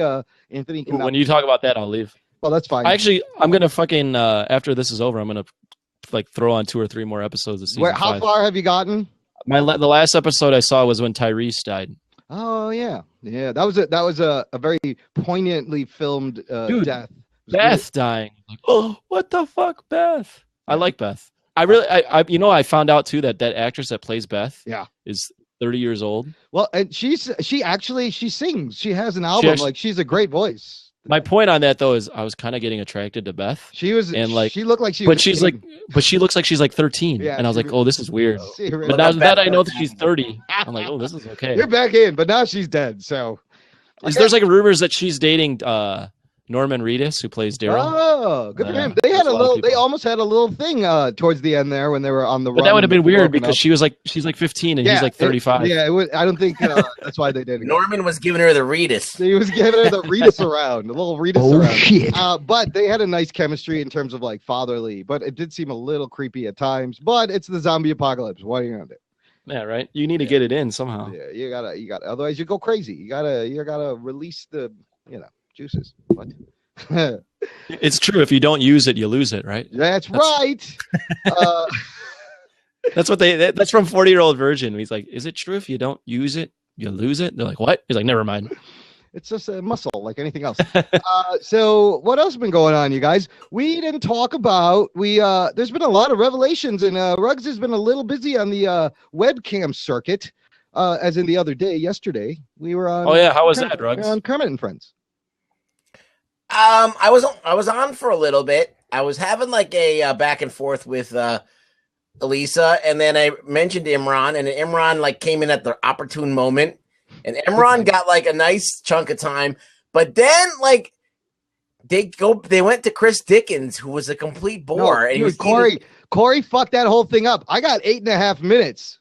Oh, wow, that's surprising. 8.5 minutes. Yeah. Last time I was on there, I got like 1. I think you got 30 seconds. But then Corey came on and he's like, "Oh, what's the deal, Lisa? You got issues?" I was like, "You're a fucking dumb asshole. Get off." Have you figured out who's real and who's not? No, I don't know. Nobody's real. Nobody's real. It's all bullshit. But like, it's like, I don't know. I mean, I think there's people who want to get on the air and have airtime, but I just want to talk to Elisa and find out about her. I think I like uncovering like things about her, like just because I don't really know her that well. Ruggs, you did that yesterday. With the best part, what I loved is you and her were talking, and she kind of revealed that it kind of explained the show. She was like, I always grew up like I like to talk to the weirdos. I was never talking to the popular kids. I like the weird, strange people. And suddenly the show made a lot more sense. I'll tell you what. And her weird fascination with all these weirdos. And but I can relate to that because I'm kind of the same way. Like I love talking to the characters and the weird people and the people other people don't talk to because they're the most interesting. So yeah, you're absolutely right. The weirdest people are the most interesting people. I love that you got that out of her, Ruggs. Now here's the next thing you got to do, Rugboy. You got to get her. I got to get a date for us to do a show. We got to get a date, Ruggs. I could ask her today. I could just text her. But like whenever she wants, we're down. I know she doesn't do things on the weekend, so late one night, and we'll do it on the podcast. There'll be no commenters, nobody viewing, no distractions. Just we're gonna find out. We're gonna get to know her, and we're gonna find out about her. And yeah, I think that I'm interested in that. Right? That's what I'm interested in. Too. Yeah, I agree. All right, guys. I gotta drop out. All right, man. Later. All right, Anthony. See you later. See y'all later. Good show. Oh, thanks. You too. I'm gonna make Rugboy co-host in case something happens. So we got an open seat here, guys. If anybody wants to jump in, this is the Jock and Nerd podcast live after show, and only Selassie and Kevin are here. So there's nobody here. There's nobody here. Just like story of my life. Hey, where'd everybody go? So we can talk about Walking Dead. Where did Do-Right go? Can somebody ping Do-Right in the thing? Like, I think you just type his name. I don't know how that works. Like, if you go at Mr. Do-Right, come on. I don't know if that works. Let's see if he comes back. But if anybody else wants to jump in, I love that you brought. Hey, Fat Neck, what's going on? This is the Jock and Nerd podcast. Your avatar looks like a chick's butthole. I really enjoy that avatar. Fat Neck possibly has the best avatar I've seen on the Blabs so far. Hey, Fat Neck, this is the Jock and Nerd podcast. It's the after show open blab, and we like to geek out about stuff. So if you want to cam up, feel free. We were geeking out about this week's episodes of the Arrow, Flash, Agents of S.H.I.E.L.D. We could talk about Walking Dead now because our co-host is gone and he hasn't caught up. Did you watch that last episode, Ruggs? Let's get into that. Walking Dead? Yeah, hold on. Spoiler alert. For the last episode of Walking Dead, the 90-minute Morgan origin story. That was the last episode? It was, right? It was a while ago. Yeah, they did not go back to Glenn. Okay, let me ask you They did this not right off reveal the that. bat. This seemed to be very divisive. Half the people loved this break. The other half of the people were really pissed that we didn't find out what happened to Glenn. Where do you land, sir? I knew they were going to do this. They never fucking get to something. They like to leave you hanging for a little bit. I'm okay I with didn't that. think that they needed to explain his story. I did like the goat. Tabitha. You like Tabitha. Poor Tabitha. Tabitha was awesome. He got eaten. How many times do you think he banged that goat? A lot. I mean, the hole is whole, you know. But I think they could have told that story maybe in 60 minutes, possibly. Yeah, they didn't need to be that. Oh! Uh-oh. Rugboy's down! Rugboy's down! Shit. Oh, no. Oh shit! Somebody call an ambulance. Call the Felty ambulance. Is there a Felty ambulance? We got Hold a on. Felty down, people. All right, I'm back. I hope your slack hole is okay. You only have one slack hole. Don't damage it. I think my slack hole is split in two. Oh, no. You're going to need a slackiotomy. That's all you need. Oh shit! I need a slackiotomy. That's right. The doctor says I need a slackiotomy. You can only get that in the alley in like West Village, only between the hours of 12 and 5. So a.m. Sorry. Yeah. So Ava's butt, you want to jump on? Let's do this. Ava's butt. We'd love to meet you. We like talking to people. And no, okay, that's fine. Okay. Call your friends. Let your friends know we're here. Yeah, everyone tell a little bird if you can. And I like the break. I knew obviously that they weren't going to tell us about Glenn, and that's fine. Let's fucking relax, people. They're going to get to it. It'll make it that much better. I wanted to know about Morgan and the cheesemaker. I thought that was a very cool, slow-paced story, and he gets a little Aikido, he gets a little training, but Morgan throughout the whole time still just wanted to die. Like he kind of caused the guy to get bit and eaten like an asshole, also, because the zombie that he killed. First of all, when he killed those dudes, I was like, they're gonna turn. Why? What are you doing? Fucking put a stake through their What head. do you think the point of Morgan is? He's As a character. He's the opposite of Carol and Rick. He is trying to bring the humanity back that maybe Herschel was also, because none of them now are these pro-humanity types anymore, are they? So you think that he's going to be the beacon of hope? I really don't after last week's episode, I can't really put all that stock behind him. Hey, Ricky Prime's in. He wants to know what happened to the last blab. I'm not sure what your question is. Jump in here, dude. We're open. It's the post show. I mean, I think do they feel like they need like a guy? But his position makes no sense to me. Like Carol is right. Like you have to kill these people, and then because then the reveal was he was trying to turn the wolf guy, and the wolf guy was not fucking having it. He's like, that's fine, but I'm still going to kill you. I'm going to kill your kids. I'm going to kill all the children. And you can't, and I'm like, dude, you got to put them down now. You have no chance. Hey, Ruggs, how did that blab go with Ricky Prime? How was the Baywatch blab? Oh, it was pretty fun. Yeah? Ricky, what's up, man? How did that show go? Yeah, it was pretty decent, eh? I kind of wish that you should be in there on Monday, bro. If you hosted that one, but that was decent, eh? We did Hit It or Quit It, and we got like just over 80 viewers. Oh shit! Those are good numbers, my friend. Yeah, I was surprised. I was like, fuck, 80 viewers. Where did this all come from? So that's fantastic. Ruggs, you got to get on one of those shows with 80 viewers. Where are you right now, Ricky? I'm at work, bro. I see like artwork in the background. There's some cool graffiti back there. Oh, is that? Oh, cool. What's the shop called? Cheapskates. Oh, so it's like a skater shop. Yeah, bro. Ah, the fucking art is nice back there. I love it. There's The guy who did that, he's like a full on tattoo artist now, and like really good shit. What do you do there? I just managed the store, but it's been quiet because we have roadworks outside. So I'll show you. This has been cutting off the shop. Wow. Oh wow. So Yeah, you massive roadwork. So your foot traffic is perhaps bad. Yeah. But that's what stores in New Zealand rely on. Well, anywhere, most places. Oh, it's nice and sunny in New Zealand. Dude, it is. You want to see the sun? Bro, it's like probably blue sky today. Like probably not even a cloud in the sky. Let's You get guys a look have at New Zealand there? outside. Like, look at that. Oh wow, pretty. Whoa. Let me see the See that, street. bro? Yeah. So it's pretty Do you have crazy. seasons in New Zealand? Do we have what? Seasons. Yeah.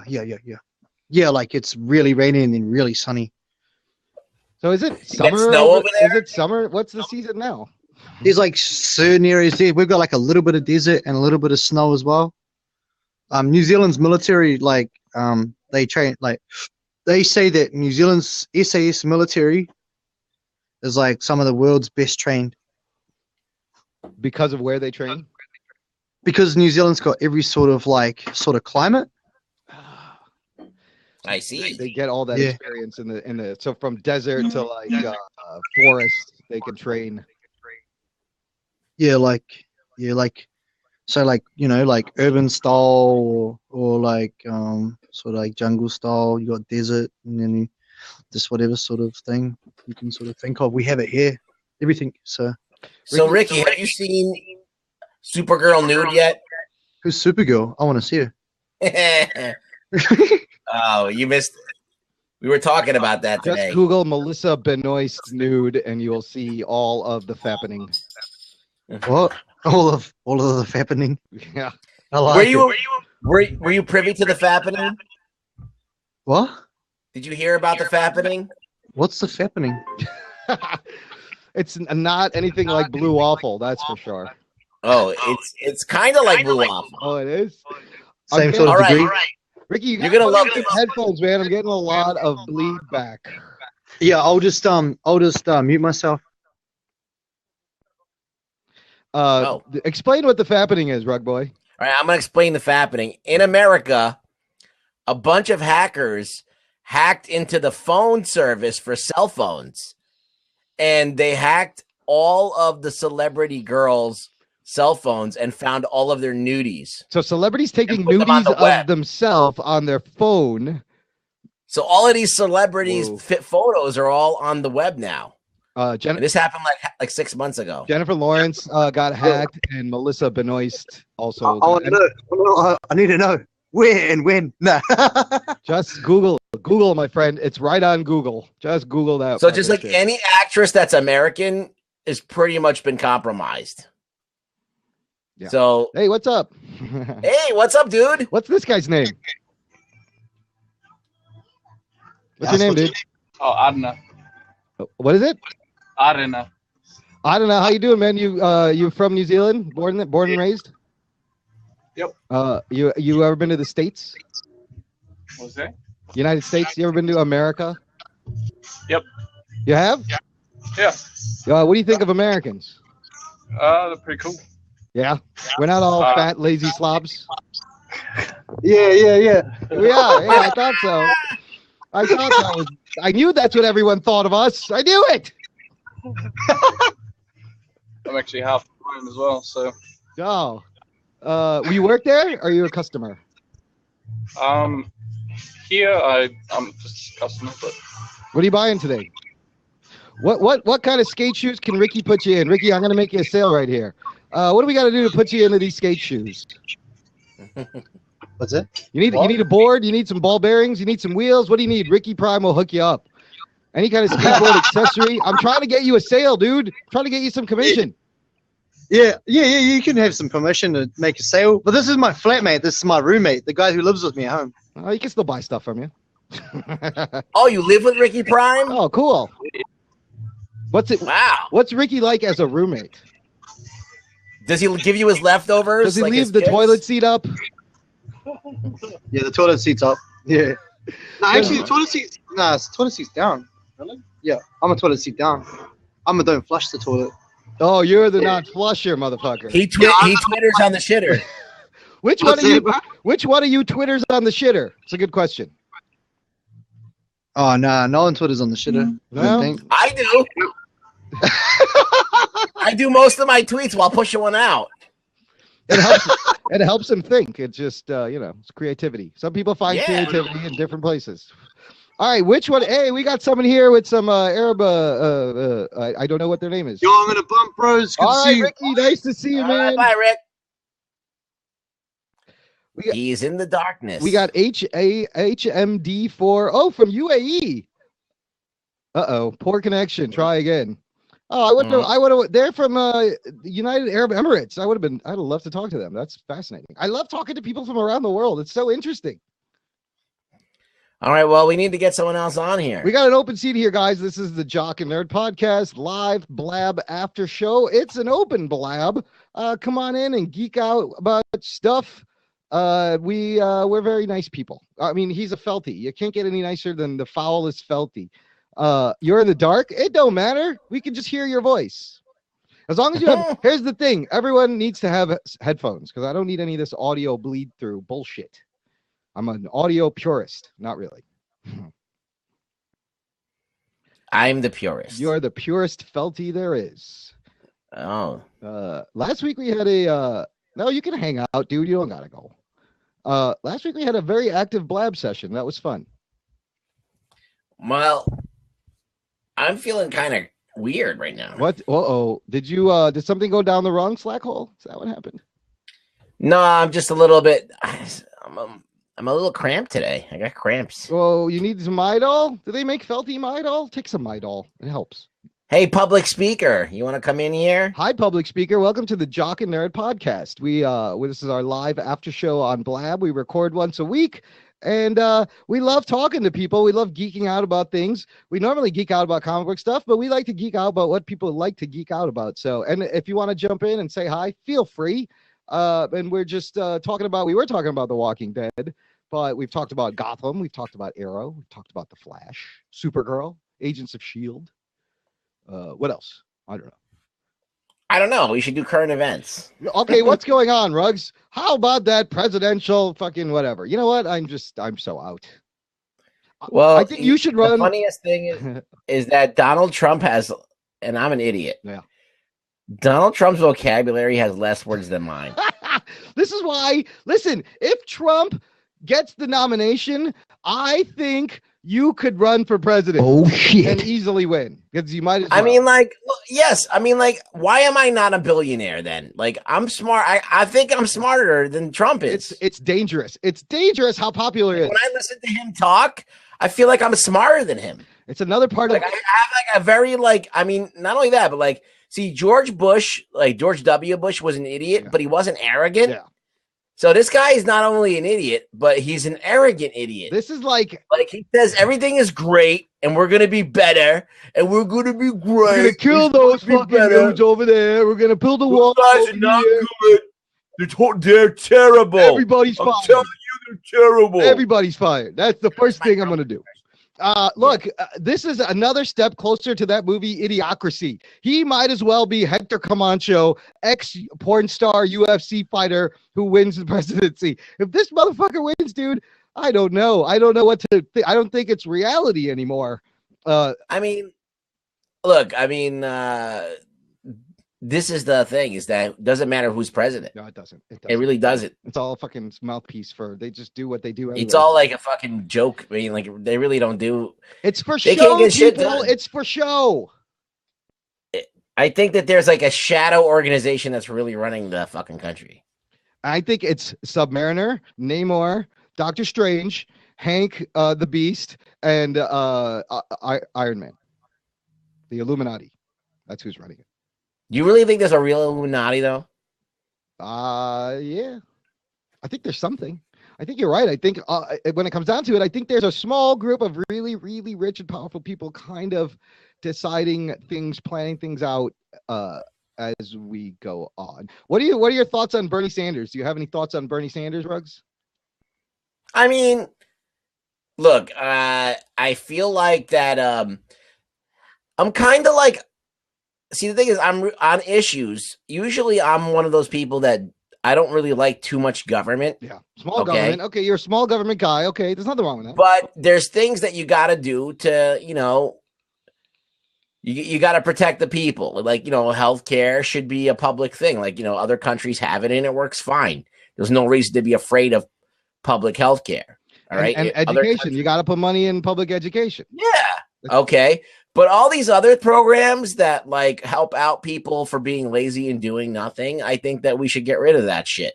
I mean, I really think it started out as it started out with good intentions, Yeah, but people abuse this shit, and I see it all the time. It's not like I don't see it. I see people who are driving around in fucking BMWs and lying about their taxes and lying about what they get paid and finagling the system all the time. Maybe we need more like checks and balances. Like, why can't they fine tune the system? The problem is what you said. My sisters work for the government, and just like from the stuff she told me, like everyone who's employed by the government apparently is just fucking incompetent. Like across the board and any kind of, because they have nothing at stake. They don't give a shit. They're there. They know they got their pension. They got the good health care. They don't fucking care. The Rothschild family, yes, they are. I have heard of them, and I know they're very rich and powerful, and they're probably calling a portion of the shots of everything that happens, anyways. But these people that work at the government is surprising, dude. They'll be like, they're just incompetent. I don't get it. How do they keep? And then they keep these jobs for like 30 years. Like there's no. Well, yeah, that's another thing is that you got people in there that are entrenched, and they already have all of these, these deals and all of these things and understandings that we're going to stick together. We're going to do this. We're going to do that. So it's kind of a weird system, but like, okay, this is the point across the board is that, and it sounds really shitty to be nihilistic in this way, but people are fucking assholes. Yeah. All right. No, you're right. And they're going to take advantage of the system. People are going to fucking want to do nothing and get paid for something. They're going to want to do stuff. People just do that. They're the people, like, nobody turns down free shit. You're right. So what's the balance? Where do you draw the line? How do you solve this? I don't know. Is there even a solution? I really think that some people really need this help. Absolutely. They're being hurt by the fucking assholes who are taking advantage of the system. How do you weed that? How do you put in a system where you can, I don't know what you do, where you stop those guys? Because I think that we're failing in general because, all right, this is the thing. There is no room for actual ideas to happen because everything's been politicized to the nth degree. All right. So like all these things are off the table, just name alone. All right. Yeah. The idea of communism was never a bad thing. People made it bad. Homer Simpson said it best. In theory, communism works. In theory. He's right. So all of this stuff is like all these ideas that we have about like making a utopia. Yeah. A lot of these things are off the table. And the only thing that seems to get backing is this capitalistic way of like, all right, well, if you do this, you get this. But that world doesn't exist anymore because there's no more jobs for people. There's no more ways for people to do anything anymore. Yeah. Well. And we haven't even redefined what it is in order to be a useful person in society anymore. You used to be able to like be a janitor and have a house and a car and all this stuff. Yeah. You know what? I just read, it's interesting. It reminds me, I read this article about, and the article was about podcasting and the medium and how people don't get it. And then he referenced this quote by Salman Rushdie that made a lot of sense, basically saying that the world has changed so much. The rules have changed so much, except the problem is we don't know what the new rules are. That's pretty deep. Yeah, I connect with that. Like that makes sense. Like everything has changed, and yet no one has set new rules. Like, would it take someone who is a capitalist and is not evil? Is that even possible? Like, can you find a guy with money who wants to do good? Well, because like look at all this stuff. Okay, you have these businesses that make billions of dollars. Yeah. Right. Yep. And they're doing it by taking jobs away from Americans and bringing them overseas and to save a buck. Yeah. So they're making all this money, and none of that money is being put back into the country that they've been fucking over. Yeah, it doesn't. It's dangerous. Like it's all. You're right. And you're like, you can't tell them what to do with their money, but the game has been rigged so they can make money, and they don't. And none of that money's coming back to the country that they're in. But when you are making, that's weird. But when you are looking at those numbers, like it's hard not to make that choice. You're like, look, I'm opening a business. I can make X amount of this here for $50,000. I can make X amount of this in China for $5,000. What are you gonna do? Why would No, it's a simple solution, but then isn't it? There's no altruistic thought going into this that hey, we're making billions of dollars in profits and none of that's going back to make our country any better. But the government is on these guys' side. They're the ones who set up these tax breaks that have encouraged them to go and take their business away because then they get a cut. It's the fucking mob. Yeah, I don't know. I just think that the whole entire way the whole system is set up is that people who make money don't have to repurpose that money. Like they're making, if they found like some kind of a way around the system, like, okay, you no longer have to pay regular Americans to do any of these jobs. Right. Shouldn't you kind of like be checked and balanced a little bit? You should. So this is what I would do. I would institute a calculation, an algorithm. Okay. What would you have spent if you were to hire Americans? Okay. Come up with that number. All right. Versus what you've spent to take the jobs overseas. Okay. And pay 40% of that amount back. Yes. Well, I mean, they should. They're talking about like a tax on rich people. Wow, that smoke made me all blue in here. Cool. But yeah, I'm just saying that if you're going to make it depends. It's profiteering. It's like if you're going to make it is profiteering. Yeah. All this money, they're hoarding it, and then they're sitting on it. And you could have paid it to Americans. At least give 40% back because you're still making 60% of a profit over what you would have done. You know what I mean? They don't do that. Whatever their profit is, they get 40% of it. Busted. That's not bad, but those big corporate heads would be very upset. They fucking fire up. But they're still profiting. They're still profiting. These greedy fucks, dude. It's never too much money. Like, really, you need this many billions. Like, what can you do with all this money? It's never enough. It's never enough, and they're gonna sit on it.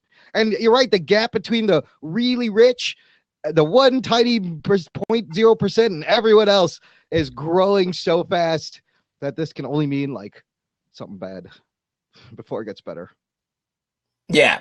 Well, I don't know. So do you think that Trump's going to really do anything about this? No, of course not. This is all show and game. And right now, I really don't think Hillary Clinton's going to do anything about it either. Neither of them will. Really this is all. It's a dog and pony show. The same shit is going to go on behind the scenes. It just has a different face on it. That's all. If we were to just get rid of the two-party system, yes, and let everyone just run on the issues, yes, we would start to see something happen. Hey, Crystal is here. No, I agree. The two-party system is bullshit because it's polarizing. Yeah, you can't just be one or the other. It's ridiculous, and people, they're like, "I'm a Democrat for life." I'm like, really? You were a Democrat when you were a baby? That's when you were a Democrat? Like, how can you just pigeonhole yourself and put yourself in one box? The minute that you have to choose one thing over the other instead of the both, yeah, it's like, do you want this or that or both? Let's do fucking both. Let's do both. Why not?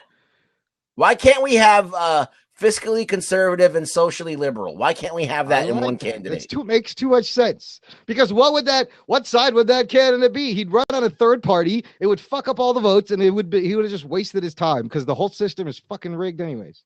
Exactly. So never gonna happen.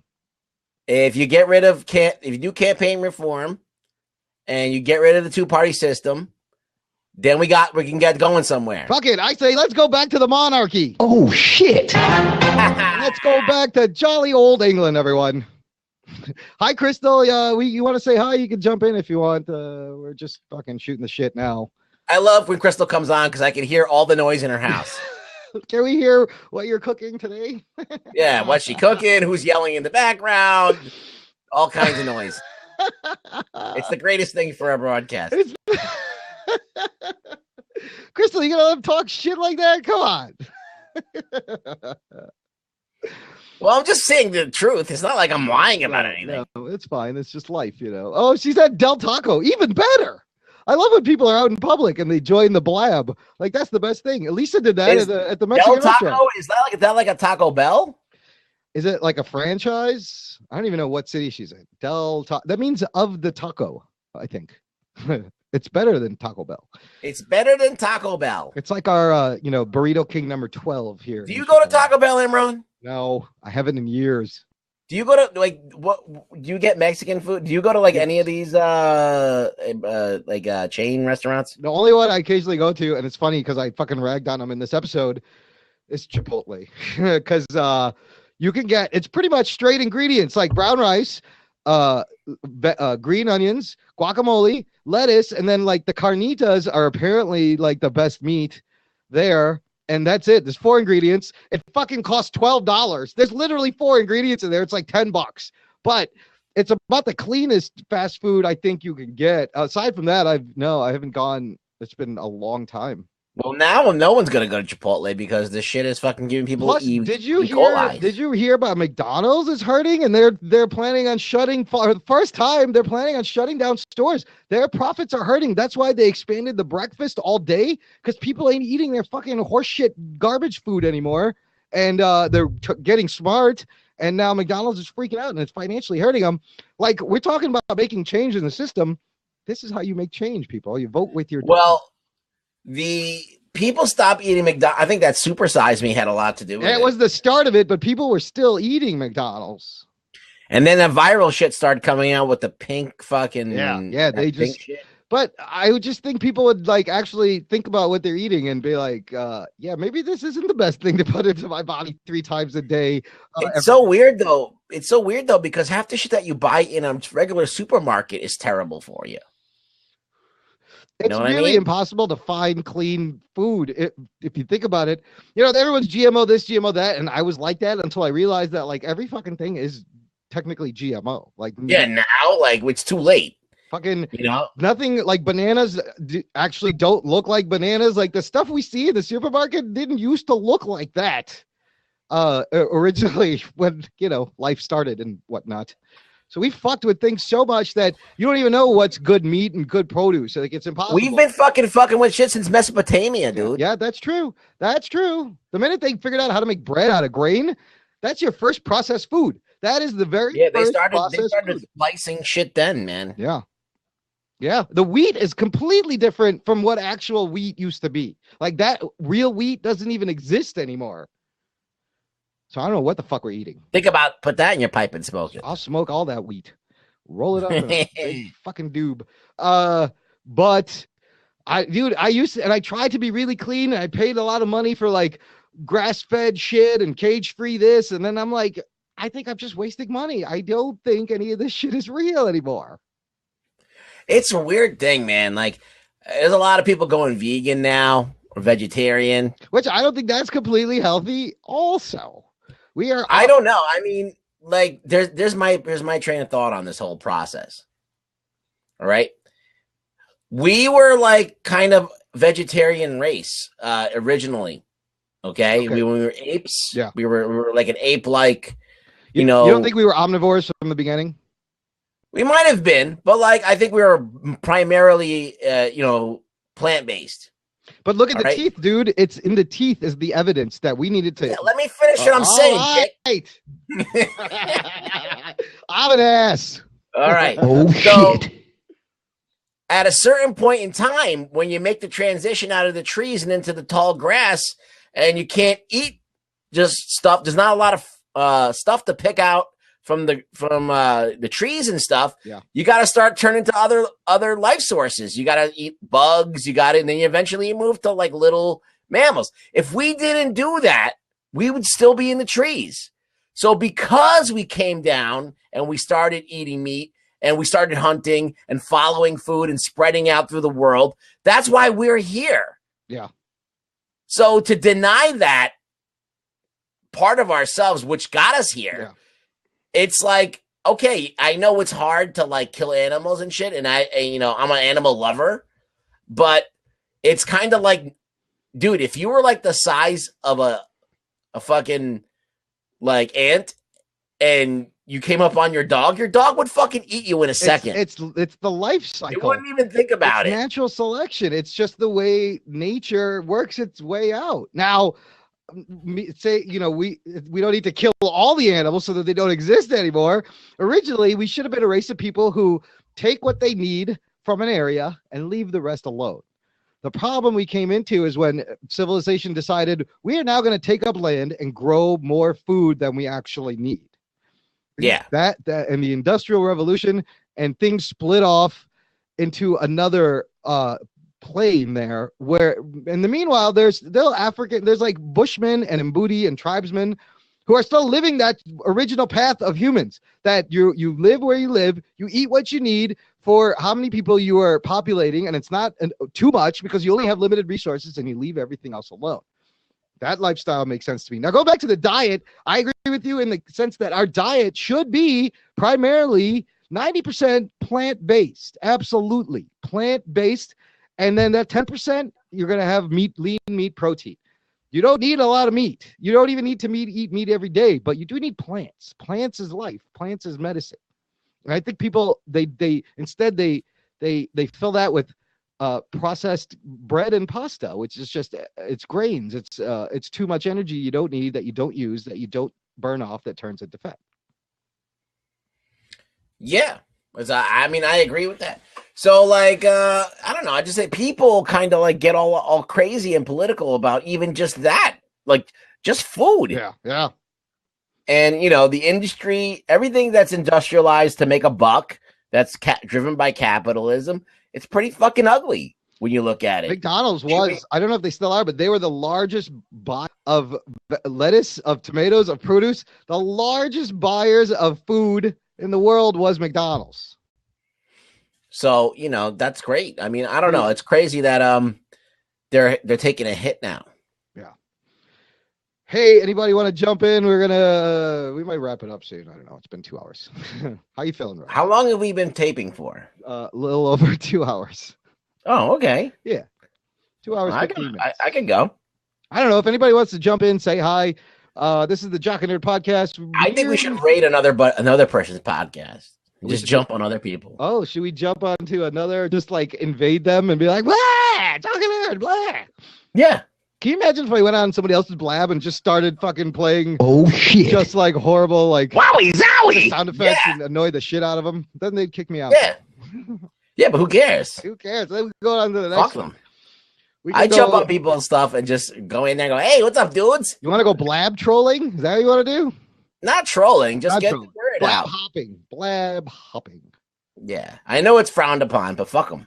Dude, I got a toothache too, dude. It's getting worse. It just started earlier today. I don't know why. You got a toothache? Don't you hate toothaches, Ruggs? Well, I only have 6 left. I know, and I'm so jealous because if one of your teeth hurt, you could just replace it with like a good one real easily. Yeah.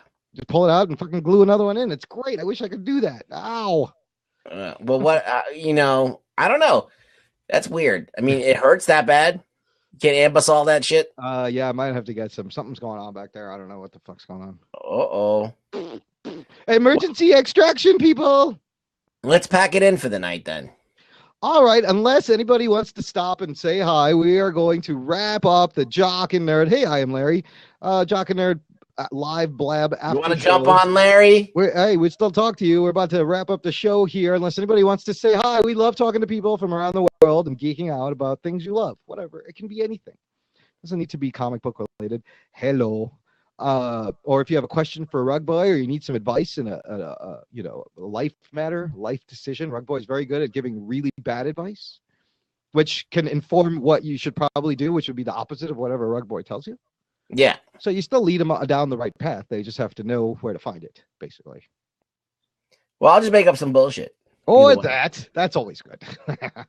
That's what I do best. Yeah. So, yeah, we got to get Elisa on. You got to work that magic. And you think you're gonna go back on next week? You're kind of doing like a once a week there. Yeah, I try and pop on for like a little bit, like towards the tail end of the show, because I can't hang on and for like 2 hours and wait to be on. Like, I want to be able to get on. So I figure I'll let her she'll do her show for like an hour, and then like I'll just pop on. And if she wants to put me on, she puts me on. That's a good strategy. I am Larry. We were going to end, but we don't have to, because if you want to say hi, we'd love to say hi. Feel free. Click the seat. But I think that's the good, because that's a lot of time to spend over there. And Well, the last half hour is good. not Oh, only that- Larry is a fan of yours, Ruggs. You should come on, Larry. Ask Rugboy questions. He's a Kermit and Friends fan of Rugboy. Rugboy has so many fans. You have so many fans now all over, dude. It's great. yeah, I'm blowing up. You're a fucking viral, felty sensation. Like I went on Elise's show, like towards the end of the show, like the second hour, like 8:30 ish. Yeah. And she stayed on for like an extra hour. I had to jump out. You guys kept going? Yeah. Wow. So you went on back again towards the end? I'll have to look at that. I'll have to watch that. Yeah, I hung out until the end of the show, but He's a hopper, not a stopper. I got you. Oh, so this is interesting. This blab, like people just hop around and they don't stop. I get it. I'm still learning blabikit and just kind of the way people use this and how they. What's a stopper? A stopper would be someone who stops and watches a show. Like, how we have attention spans of a fucking newt that people are just going to hop around. A stopper would be someone who comes and hangs out, but we like hoppers. Come on in. Hop in, hop out. But yeah, that what was I gonna say? Was she gets very personal with you. I love that you can pull those things out of her. Like you ask her the right questions. Because no one cares to ask her about it. Everyone is about me. You got a problem with me. You guys are trolling me. Like enough about. But you're right. The show is about people just like who want attention for no reason. It's it's just kind of like, you see what we have here. Like we can talk about anything. Nobody gives a shit about us because they don't know. Right. They don't know us yet. Right. But I think the more that people like watch us, they'll be like, yeah, I'm just going to leave them on because, it's fucking, I can listen to this conversation and it's entertaining. Yeah, it's good. And it actually, it moves. Blab has a nicer spirit than Spreecast. That's interesting. I'm all about promoting positivity and making things fun. And there's too much hate. And that's why, we kind of, you're right. They kind of want to keep this vibe where it's fun and it's light, but we talk about things and you may learn some stuff and you guys want to just come and hang out with us because he hates hate. This is the thing, like Howard Stern. Yeah. Okay. He fucking built his career on drama and fucking whatever. Okay. And that's cool and all. And sometimes it's funny to break balls. And I don't mind fucking joking around and ribbing you or whatever. Right. But I think that if I got to sit there and have people like either fake being mad, or whatever, I don't know. Like Howard's been doing that shit for years, and he's the master. He's like fucking world famous, so he knows what he's doing. Yeah. But I mean, like he already cultivated that. Like I don't want to do that. I want to just be me and just. I know I have fucking perverted opinions. I know I have messed up way of viewing things. I don't care. I'll just say what I fucking say, and I think that's funny. I do like that she's interesting. She's kind of doing the same thing that Stern did, whereas you like have these people that become characters and like they become part of the cast and they're just like weird normal people who become these characters. And she's kind of trying to do that too, and it's kind of happening, and that's kind of cool. Yeah, well, she doesn't care. She don't care. Like she doesn't care if someone comes on and insults her, she'll take it for the show. Yeah. So I admire that. Yeah. And I admire the fact that she thinks that people are interesting.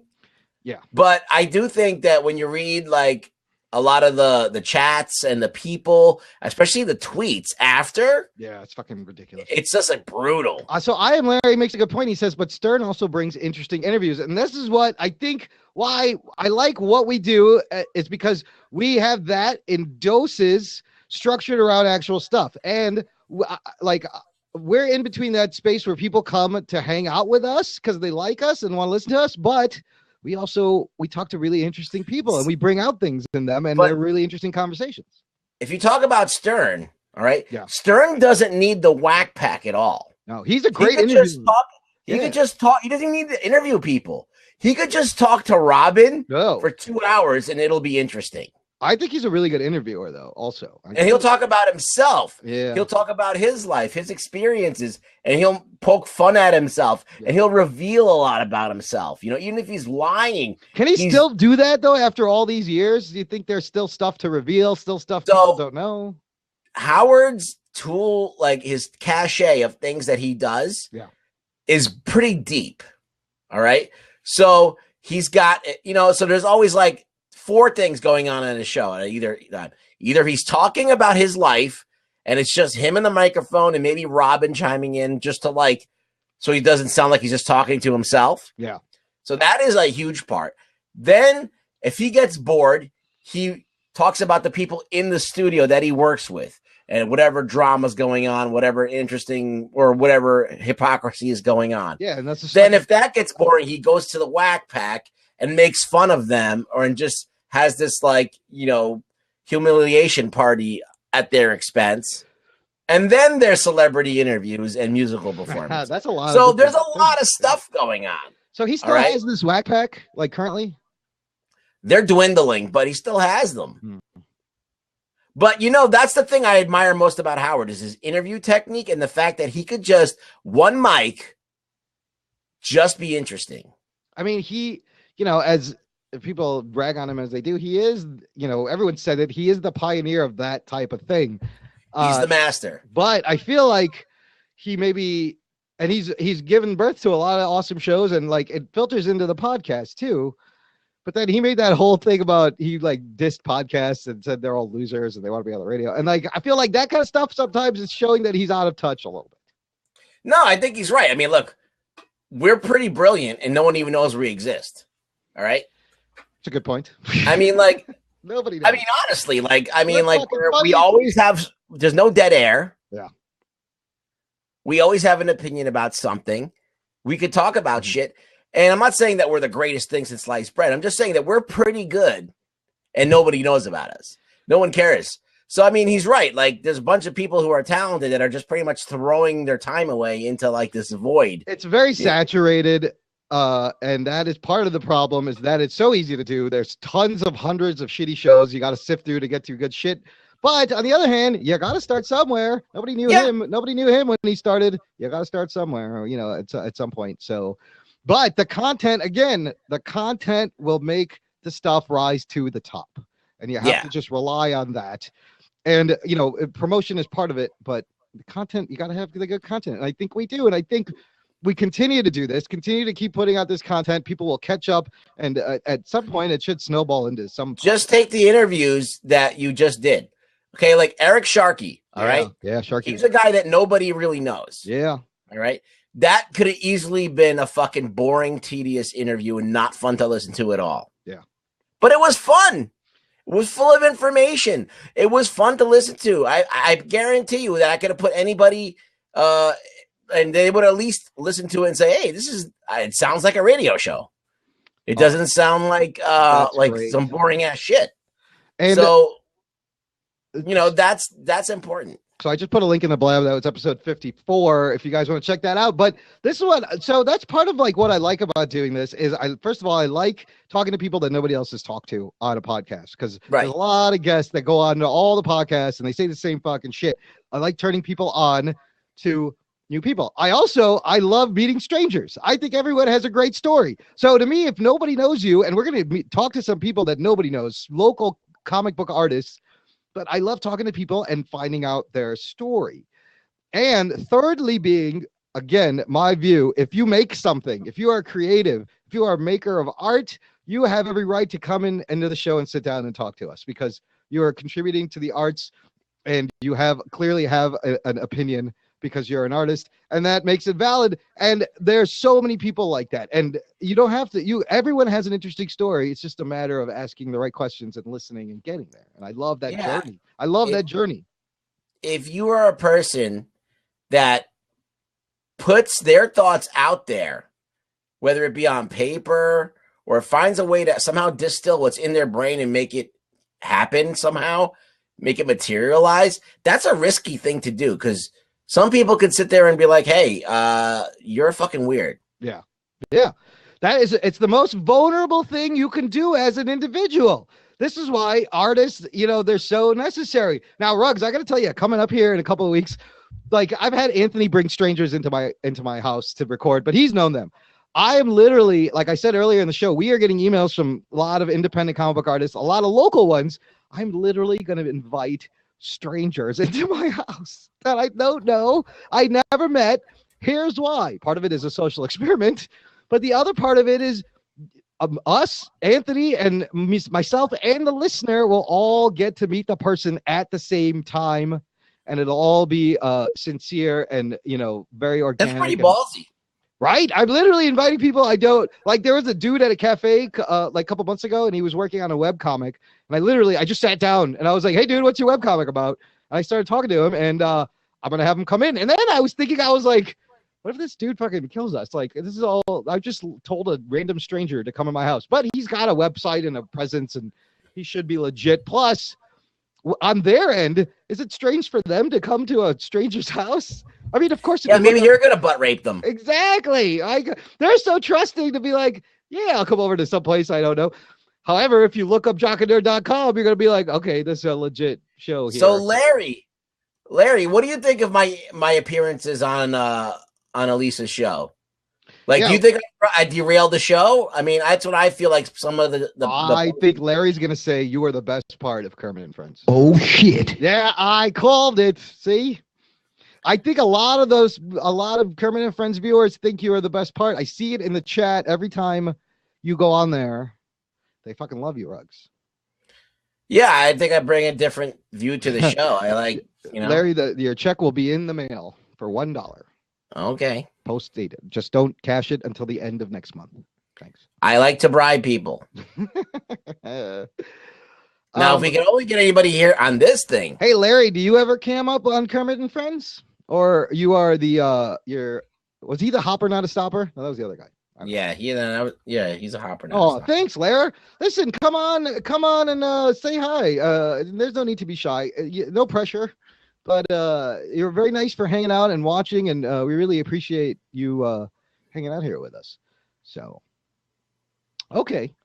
So there's a definite. So this is what I don't understand about the Blab and the Spreecast community. There's two kinds of people: the people who just watch and like to comment, and then the people who like to go on air. Yeah, I thought the idea was that anybody could be both, but it's kind of like that's the way. It's worked itself out. He likes to. I don't know what he likes. He likes to watch. I think he likes to watch. Okay. I mean, I can understand that also, and it is a pressure when you're on camera and you see your face, and now he likes to listen to talk. You should check out our podcast then at jockandnerd.com. We talk a lot, and it's very interesting and funny. Jock and Nerd. Give me one of those. But I just think it's interesting the people that will come on right away and aren't hesitant. Like, it does take a little bit of fearlessness, Ruggs, don't you think, to want to click that open seat button there? Yeah, I guess so. It depends on who you are. Like, if you have like a job or something that's a serious job, you don't want to be on camera saying things. You know what I mean? Yeah. Or maybe you might be shy. You think that shouldn't be on camera, or you don't want people to judge you or whatever. I understand that as well. So people have their reasons. You know what I mean? Sure. For not being on camera. So it's okay. It's cool with me. Yeah. But they're contributing on the chat. So that's still something. That feedback is great. And it does. I kind of love that aspect out of it. Now, from my point of view, me getting on, he's a businessman who likes radio, not a personality. But here's the thing, Larry. I just said everyone has a story. You don't need a personality. We just want to say hi. Like, everyone is valid with what they do. I have a question for Larry. Okay. All right. What would you like to see from me? Ooh, good question. Do you want to see like a advice show? What kind of thing would you like to see more of? Like just me on Kermit and Friends? Or a Rugboy Blab show? We've thought about. I feel like I have no control when I'm on her show, really. No, you don't. You should go there, but we've tossed around, the idea that Rugboy needs to host his own weekly show. Larry, that's a good question to you. Which way should I go? Okay, he has a long answer. Well, I have a long penis. Start fucking typing, motherfucker. That's all. But I still think we should have like a Rugboy advice show or just a fun Rugboy, news report or something. Or the show should be called this. Here's the rundown. Should be Here's the Rugdown with the Rugboy on Blab. We already got the stinger for it. My fucking e-cig is not working well. Okay. Advice show, definitely. Larry likes that idea. So write that down with your mouth and pen in your mouth, Rugboy. All right, hold on. And then another should we do an all felty show? Sexy, smart, funny. That's Rugboy. All those, hey, good work, Rugs. Good work. Good penmanship, by the way. That's very impressive. They were like the fucking guy from Too Close for Comfort. With the remember? Oh yeah, you used to draw with the pen in the puppet's mouth. And the cow, he had a cow puppet, and that's how he would draw his cartoons. It never made sense to me. I was like, how the fuck can you draw cartoons? Ted Knight. Ted Knight was the man. Jim J. Bullock. Yeah, there was a girl with big boobs. Monroe. Oh yeah, there was always on those shows. There was always a blonde and brunette, and the blonde always had big boobs, and the brunette was kind of flat chested. Always like Three's Company, Too Close for Comfort. Every show was Janet the had same. boobs. Janet had boobs. That's true, but fucking Joyce DeWitt. Joyce DeWitt. But Suzanne Summers, when I was way too young to be watching that show, that was every little boy's fucking dream right there. Oh my god. Remember when they got rid of Suzanne Summers and they got Terry to replace her? Terry the nurse. Although her comedic timing was good, it wasn't the same. I like Terry. When she was, I remember She had that look of she was being older than she was. Yeah. But man, the whole show rested on fucking John Ritter. That's for sure. I like skinny chicks too. Yeah. But occasionally you got to break out the big, the detachable penis when you go trolling. You go pig in there, right, Rugs? Yeah. I'm telling you, Kanye, I don't know how he gets in there. I think he needs like assistance and some kind of rope and pulley system. I feel like that there's like two guys on either side of her ass cheeks, like spreading them open. Like you would need two big fucking burly guards to hold that. Like a giant man speculum. Like a human man speculum. Oh shit! I love that visual.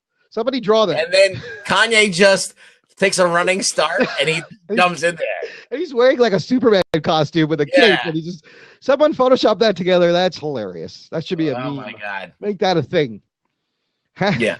Hashtag. Are we just entertaining ourselves now? We are. Like we should just go to bed. Yeah, I think so. I gotta fucking piss like a racehorse. Hey, everyone on Blab, thanks for hanging out. Would you do a show on Spreecast? I Am Larry wants to know real quick. What's the advantage of doing it on Spreecast exactly? Yeah, why? Why the Spreecast and not the Blab? Selassie seems to think Blab is nicer than Spreecast. That's a good question. Why the Spreecast? You have the more control about letting people in, and there's more like of those producer things and the chat things. But this Blab works great, man. I mean, I'm open to anything, but it has to be, I don't know. It's a weird thing. See, that's the thing. Like, I've been on Elisa's show, and she said, "Okay, like you're a star and this and that," but she hasn't really contacted me or any way tried to produce segments or anything. So I it's basically like I have to make the decision if I want to go on or not. It's not like I even get like, "Hey, well, you want to be on the show today?" or what do you think? No, at this point, you show up, she's throwing you on. No question. Yeah, so it's up to me if I want to be on. I am it's not really like at her request. Larry does make a good argument for the Spreecast. He says, look at the count views on Spreecast. I agree that I don't know when Spreecast started, but it's probably started a lot before the Blab, and it seems to have more audience, more viewers. Okay, Ruggs, here, let's talk about this for a second. What do you think Lisa would take it personally if you started a show on Spreecast? I don't think she'd care. I think here's the beauty of this. This is all digital new media. Let's fucking try a show on Spreecast. If it doesn't work, you don't fucking do it. Who cares? But you can now cross promote, go on her show and be like, hey, I'm doing a Spreecast show. And you can really get sponsors, I Am Larry, on these shows. Like even at what level? How big does this show have to get? I don't understand how she monetizes because she doesn't really talk about sponsors or selling anything. There's no logos or links. Like, no, when you log in, there's an ad that runs before. Oh, they got that built into the system. If you play the show, Oh, I always close that ad too. I'm like, what the fuck is this? And I close it. That's the monetization. Interesting. Rugs, if you want to try, I don't have time, but we should do a show at Spreecast. Yeah, I can't do it by myself. Yeah. 'Cause And like we need to bounce off of each other. That's and the this way. would be a straight like video cam. Like we wouldn't do a podcast. It would just live on Spreecast, just like Elisa's doing. And I do like there that you can see how many people have viewed it post, once it goes up. It's like a YouTube viewer. I kind of think that system is maybe a little bit more sophisticated just in terms of the user interface, and they've had more time. I would love to test it out and do a Rugboy. Well, I have an account and you have an account. All we got to do is do a show. That's true. That's true. That's true. It doesn't hurt to try. Yeah. I would kind of love to have that control too, where I can let people in and fucking kick people out. That's kind of cool. Yeah. I like how she runs that, and she keeps like the two screens filled with stuffed animals and puppets. Yeah. I mean, I think that's all calculated. Like, she knows what she's doing. Yeah, absolutely. And so I don't know, Ruggs, what do you think? We'll think it over, and maybe if we have some time here coming up in the fucking holidays or whatever, I don't know. Okay, well, we'll discuss it. Like, sounds like a plan. That's the thing. Like, I mean, judging from the Twitter followers I picked up since I've been on there, which they've been okay, not like astronomical. Yeah. By myself without Kermit and friends, I was up to like in the 200s. So now I'm almost up to 300. That's pretty good. It's a pretty good boost. I'm Larry. It's a little boost. Yeah, Larry's giving us some. What? It's been a little boost, but it's not been huge, But you got more than we do. I'm Larry's got good advice for our show. He says, keep it a bit dirty, keep the insults away so you can have women come on. I mean, we'd be like we are here. I don't think we are a little bit dirty, and but we have fun and it's lighthearted, and I don't think you feel threatened when you watch us. Like, I'd like to be very welcoming. And this is how people talk, though. When you talk to people, like, and if you're at a bar talking to a girl, yeah, you say the same shit. It's like unless you're talking to like your grandmother.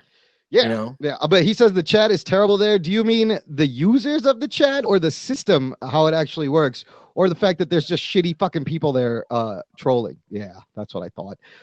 And that can be distracting, but it's like I shouldn't let it bother you. Like, it's just people saying fucking shit. But that does it's weird. It's just a weird thing where you're trying to be positive, and then along the side is a running fucking horrible insult go, and you can't really control the chat except kicking them out of the room. Yeah. It's very odd. It's very odd. It keeps people from cramming. Shitty people. Yeah. Maybe we could bring out the good people on Spreecast with our cheery attitude and positivity. Geek nerd. I like that. How could you be shitty when you see Rugboy? Like, nobody's gonna fucking nobody. Even me. They were like, they wanted to put me in. They were like, Lisa, put Imran and Rugboy back on. Like, it was kind of nice. I had fun. That I got to actually. I didn't read the comments. I should read them. It's hard to. There's a lot going on, but I got a couple of people into the vitiligo thing. Like Isami had some questions, and Kleenex had some questions, I think. Yeah, but that was kind of cool. Those guys don't want you on. You're stealing their airtime. Yeah, that's the thing. When they put other people on, they want to knock you right off. They want to deflect and switch the subject. That's a shitty tone or environment to have. Like, why does it have to be like that? I want it to be more supportive. I you know what it is? It's the factor of you want to get on air. Yeah. So it becomes a competition. That's the whole Howard way of doing things. Dude, they must fucking hate me that like they don't know me and like I just come on and she puts me on and they're like, who the fuck is this guy? Is this Stephen King? Yeah. But like that's the thing. Like her show is like it's unique to her thing. Yeah.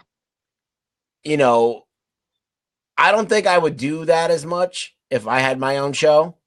I don't know if I would just put like Corey on and just with him just like staring off into outer space with shitty country music in the background. Yeah, and he doesn't know what's going on. I would immediately like, okay, let's, because I don't know. I just feel like sometimes, but she does that on purpose. I feel like it's like one of those tests of patience. Like, how much will the audience take? Like, she's really fucking pushing. Like, how long will they sit here and just watch this guy be an idiot? I think that's part of it. I don't know. I do see that. She's a female, so she has to stay away from dirty talk. Hi, Amir for Sue. How you doing? I have a cousin named Amir. My name is Imran. This is the Jock and Nerd podcast. This is Rugboy. The podcast is over. We are doing an after show blab. Thanks for stopping by.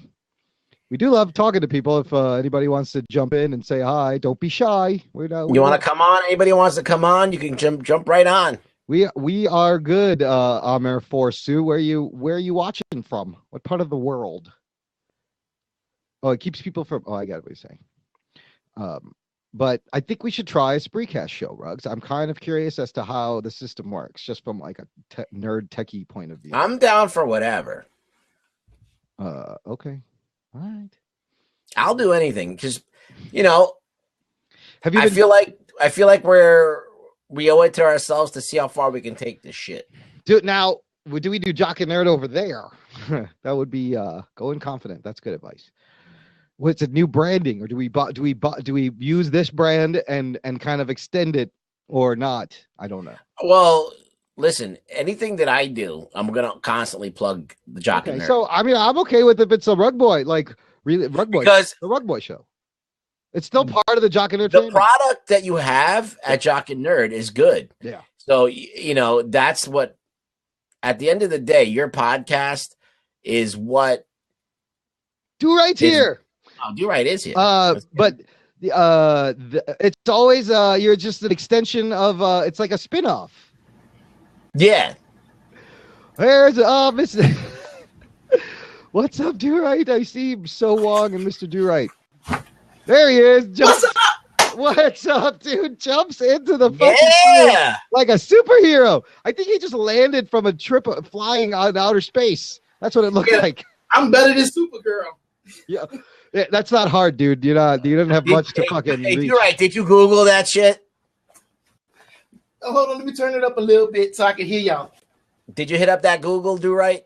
Not yet. I still gotta look at it. I know all about that fracking, boy. Look, they had Gabrielle Union on there. I was all over that. Oh shit, she got fapped. She got fapped too. By the way, guys, we have someone. Amir Forsu is checking in from Morocco right now. Very cool. Hey. I love Moroccan food. I'm Pakistani, Amir, so I know I'm almost your people. Almost. Halfway there. But all right, let's get to Walking Dead. Because I know I love your Walking Dead observations. I'm going to ask you the same thing I asked Rugboy. Okay. There seemed to be two divisive opinions after this episode. A, the group of people who enjoyed the break and the slowness and learning about Morgan. And B, the people who were pissed that we didn't find out about Glenn and it took an hour and a half to fucking tell the story when maybe you could have told it in an hour. Okay. So for me, I think that adds character to the show because they left you with that cliffhanger. Yes. But it's not a mid-season cliffhanger. That you just gotta wait one episode and then they'll address it in the next episode. People are impatient assholes these days and they can't wait a fucking 2 weeks. Come on. And for me, that episode was beautiful because The Walking Dead is so much violence and death and everything. And this episode was actually about life and trying to repair the human condition and everything compared to where it's at now. And I was like, wow, it was really nice. So like at the very beginning when Morgan was walking around and he was, hitting zombies upside the head with the gun and stuff, and he was approaching that cabin and he hit that patch of flowers and the sunshine was shining and everything. And it was like, and he stopped and looked and it was like he almost remembered something. And where did Rugboy go? He's there. He fell. He ain't like what I'm saying. He got off his soapbox for a second. Get back on your soapbox, Rug. And so I thought back to that episode when Carol and the little girl, she said, "Look at the flowers." Yeah. Yeah. And it just brought back memories to me of all the stuff they've been through and kind of give me something to look forward to. To me, that was a hope episode. And you can't keep having Walking Dead and all these people dying if you don't give people hope for something in the future. God damn it, Do Right. Do Right, you are so fucking on point and good. You have no idea because Rugboy just asked, what is the point of Morgan's character? And I said, Morgan is now our humanity hope guy. He's the guy who's taken that role because if you think about the rest of them, all that shit has left them fucking miles ago. You kind of want this balance. And Do Right, you said it beautifully. This was finally a little bit of positivity and hope in this, and it was a nice little break. And next week you'll find out about Glenn. Everyone fucking relax and just just sit down and wait. Yeah, I sent Rugboy a tweet. I said, "Damn, Rugboy, I guess we're gonna have to wait till next week to settle our bet." Oh, that's right. Yeah. Oh shit. Oh shit! Let's not forget, we got a bet. It's on the record. And I'm gonna We'll see what happens. I'm gonna get We'll see what tassels happens. on my nipples, and I'm like, "Hey, do you like you some Rugboy like I do?" Oh God, I hope Rugboy wins because I want to see that. I will pay money to see that. I am Larry. This is Mr. Do-Right. Do-Right, we have some friends that Rugboy has pulled over from another show called Kermit and Friends on Spreecast with Elisa Jordana, and they're great fans, and they've come to watch us. I want them to turn them on to you. Mr. Do-Right has a YouTube channel called C Stories with Mr. Do-Right. Tell I am Larry what you do. I think he'll like it. Well, I tell you what I do. I act a damn fool on camera just for you. You tell me to jump, I say how high. No, that's not what I do. Don't take me serious. That's the other show. Just take me serious half the time. But what I do, it's called C Stories with Mr. Do-Right. It's a veteran-based show, and what I'm trying to do is highlight veterans so the public can get to know who the veterans are and why they appreciate their service. You can hear their stories straight from their mouths, and you get to know who they are. People know who I am. I've been doing my C Stories for a while, and everybody's got a great story, and they got reasons why they joined the military, why they served, what they did, cool stuff they saw. And you don't really hear about that. You're not going to hear about that on the news. Yeah. News, they just worried about, and I hate to say this, and I don't want you to think I got anything against it, but the news will put on an amputee in a second. Yeah. You know what I'm saying? Oh, where you going? Come back, Rugboy. Near? Far? Don't leave yet. Hold on. Bear with me. But I'm trying to get like you, where I want to be like you. So same framing. He's trying to frame it up the same. Well, yeah, look. You need to be right here. I'll put you right here one day. It's gonna be the Rugboy and Do-Right show. Yeah, you could Okay. cam up. You should cam up on C Stories. That'd be great. Listen, Do-Right, what do we love about you? And aside from the fact that you are fucking hilarious, you have great observations, you're so friendly and warm. But your show, unlike our fucking shitty comic book podcast, you have substance. You're doing some good in the world. You're, like you said, you're getting these stories out because these people, they're not braggers. They will never just come out and be like, oh, I killed all these people and I ended the war. And they almost don't even want to talk about it, but these stories need to be heard and they need to be preserved. And that's the sad thing because, and like if they tell a story, people want, well, how many people did you kill? It's like, man, you should really not ask somebody that. That's you know what? That's one good thing that came from that episode. Well, not one good thing. It's one of the good things that came from that episode on Walking Dead. When forgive me, I don't know the guy's name, that the white guy that was on there. I really liked him. He played that character well. Whoa, Nicholas, the asshole? No, not Nicholas. No, the last episode, the guy that was training. Oh, his name. You know what? I think this was an Easter egg, if you noticed. His name was Eastman. Now, the creator of the Teenage Mutant Ninja Turtles was created by Peter Eastman and Kevin Laird. Now, his name is Eastman. He's swinging a bow around like Donatello. His shirt said Save the Terrapins and had a turtle shirt. I was like, somebody there is a big TMNT fan. Well, one of the statements he made in the show was humans aren't meant to kill. We don't have claws. We don't have teeth. We're not meant to kill. So when we do, we have a hard time dealing with that. Like everybody in that world has PTSD, and it was great that they finally said it. The first show, they finally said PTSD in the show, because how the hell can you be in that world and you don't have it? Everyone's traumatized. And that guy, Eastman, was so great. Like, it was just a breath of fresh air. This guy he's like so zen. He's teaching Aikido. He actually still has his hope and sticks to his not killing plan and philosophy. But so the whole thing about the cell and how he starved that guy was, so after that moment, is that when he realized that maybe this wasn't the right thing? First of all, that was an amazing story. This guy had the hardest job in this episode. He had so much monologuing to do, and he fucking killed it. He killed it because you didn't see that coming. You thought it would make sense that he would build a cell after the zombie apocalypse. The whole fact that this thing was way before because of some guy that killed his family and he tortured, I was like, holy shit, dude. I mean, that story was amazing. But I'm glad you brought that up, because you know, when somebody says, "Oh, well, I don't watch The Walking Dead because I don't like zombies," I'm like, man, you are missing out on some of the most superb acting that you will see in a television show. This should be a movie. Yeah. Each one is like, you know, like I feel like The Sopranos, I felt the same way. I was like, each one is like an awesome Goodfellas movie. Each episode this season has been a movie, and it's great acting and great writing, and like these guys got their shit. Everything's great. The lighting, the directing. Yeah, Ruggs, what you got?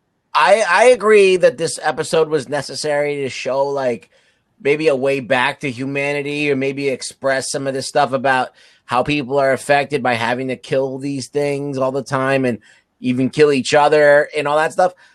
So I'm glad that it was brought to light, but I think that like it's more of a redemption story for Morgan. Yeah. He needed to be redeemed because we needed a new character to kind of be the moral compass. Yes. Yep. You know? So we needed that to happen so we could transform him into somebody that could be that. Right. But at the same time, I feel like almost too little happened in a way.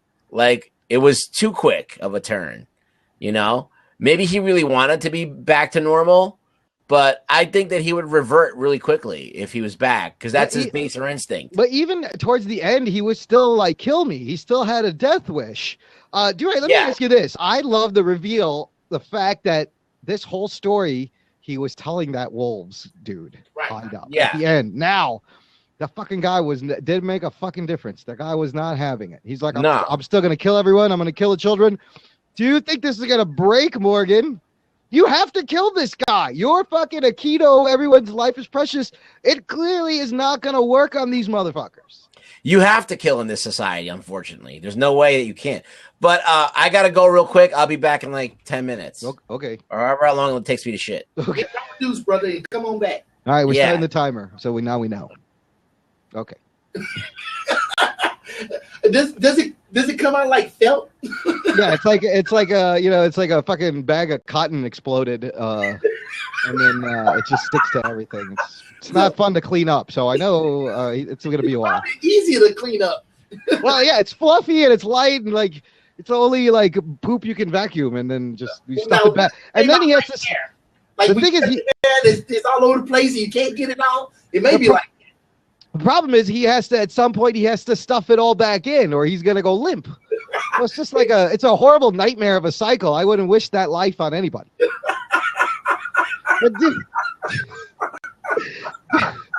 Right? What do you think? Is Morgan gonna fucking kill the dude finally? Is he gonna kill? See, now that's a real good question, and I can't really answer that. Now, for what I see, Eastman, he could do that because he was secluded in a cabin by himself. Nobody's coming around but walkers. He can live that life.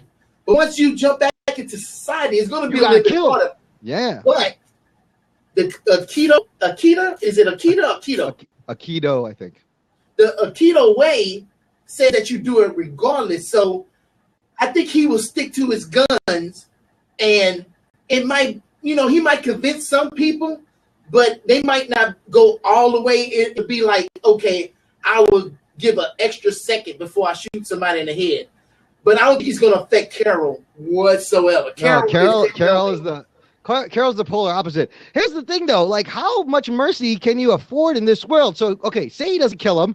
What's my next option? I need to jail him up so he doesn't kill anyone. Okay? I find a cell. I put him in there. Okay, now, if I'm really going to protect life, I got to sit here for the rest of my life and make sure this motherfucker has food and water and doesn't die.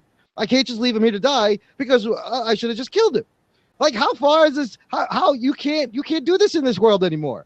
There's no time for this bullshit. Bye, I am Larry. You know what's funny is that with this show, you ask yourself questions that no other show will make you ask. I love it. That's what makes this show great. Yeah. You never asked a question like that before. Nope. You don't look at Supergirl and say, wow, should Supergirl kill? You don't never get there. No. And it makes you question, like, if I was in this situation, what would I do? What would I really do? That's why I like this show. It pushes me to think, what would I do in this situation? And I think that's the main thing about this show that people like is like, They see this stuff and like, oh my God, what would I do? It's like, oh, I would do this and that. It's like, would you really?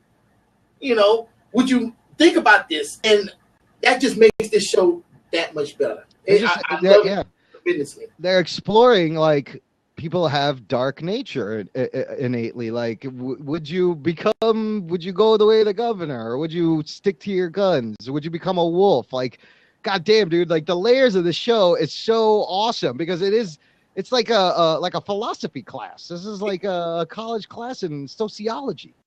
I mean, if you think about it, you can't be good without bad. Yeah, you need that balance. You have to have that balance, and you know, with society, you can be good, you can do good things, but once that society goes away, you know, will you always continue doing good? Will you always continue doing the right thing? Or will you do something to propel yourself through life? Will you take advantage of somebody else's weakness, you know? And we don't ask ourselves that question because, you know, we can sit back in luxury. Like one of the questions I asked some of my friends at work, I said, you think back to Terminus. I said, do you think Terminus are bad people? They were doing what they needed to do to survive, which is fucking eat people. Yeah. I mean, look, if you got a little kid, your child is on the side of you, starving, looking up at you, wondering when they're going to eat again. I mean, you telling me you're just going to let that child starve, or you ain't going to try to do whatever it takes to feed that child? Now, I'm not saying go out and go eat some people, but you're going to do what you got to do. You ever seen that movie? You ever seen that movie, The Road? Say that again? It's called The Road. Have you seen this movie? The Road? No. Explain it to me. It's based on a Cormac McCarthy novel, and basically it's an end of the world. It's possibly the most realistic end of the world movie I've ever seen. It's about a father and his son kind of making their way across the country in a post-apocalyptic fashion. And the one thing they had is they had cannibals chasing them. And I think that would happen. This movie is so fucking real and gritty, like it scares you because you're like, this is exactly what would happen. It's amazing. It's bleak. Doesn't have a happy ending, but it's an amazing experience. It's called The Road. It sounds like it's pretty good. And I like psychological things like that. I like stuff that provokes me to think outside the box and puts myself in a tough situation and try to think myself out of it. Yeah. You know, I don't want to be spoon-fed stuff. I don't want to, well, this is what's going on, and this is the bad guy, and this is the good guy, and stuff. I don't want that. I want to be clueless about who is who and what is what, and throw all of the conceptions out the window, you know? Let me learn. Let me, discover who these people are. And so shows like The Walking Dead, they really make it hard to watch the other fucking shows we watch because I understand that that's a formula, that's a thing. We're all in with that. But man, then you watch The Walking Dead and you're like, God damn, like that's all that shit could be so much better. This is just on another level. But I will have to say this, even though Walking Dead is a great show, they still do stupid shit. Okay, for example? Like, I'm thinking back to that very first episode. When I was talking to some guys at work about this. What's up, Rugboy? I'm glad you're back, brother. So, Rick's plan was to walk the walkers out of town 20 miles. Yeah. And throw the walkers in somebody else's lap. But they were in a quarry, in the woods. They had time to set up cars, to build a wall, and all this other shit. They couldn't just cut down some dead trees, drop them shits down in that quarry, and burn up all them goddamn walkers? They seem to be doing fine. Like they just needed to close the tiny gap between the trucks, and the walkers would have been fine where they are now. But the thing is that this whole plan, it was supposed to be a dry run, and it got forced on them and made him scramble. Well, yeah, but was that really a good plan? That seemed like no. Like a stupid plan. Yeah, it's too much shit that could go wrong. Burn them fuckers.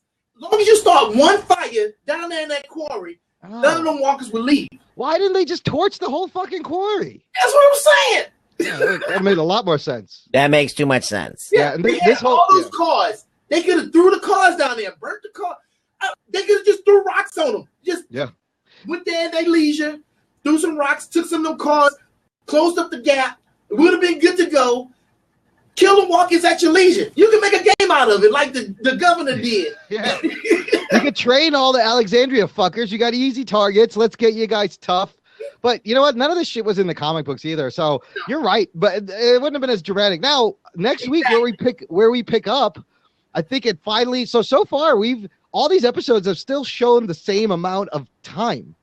Like Right. we haven't got past when Rick shows up, open the gate. I think next week we get to open the gate, and then they learn about the walkers heading towards them.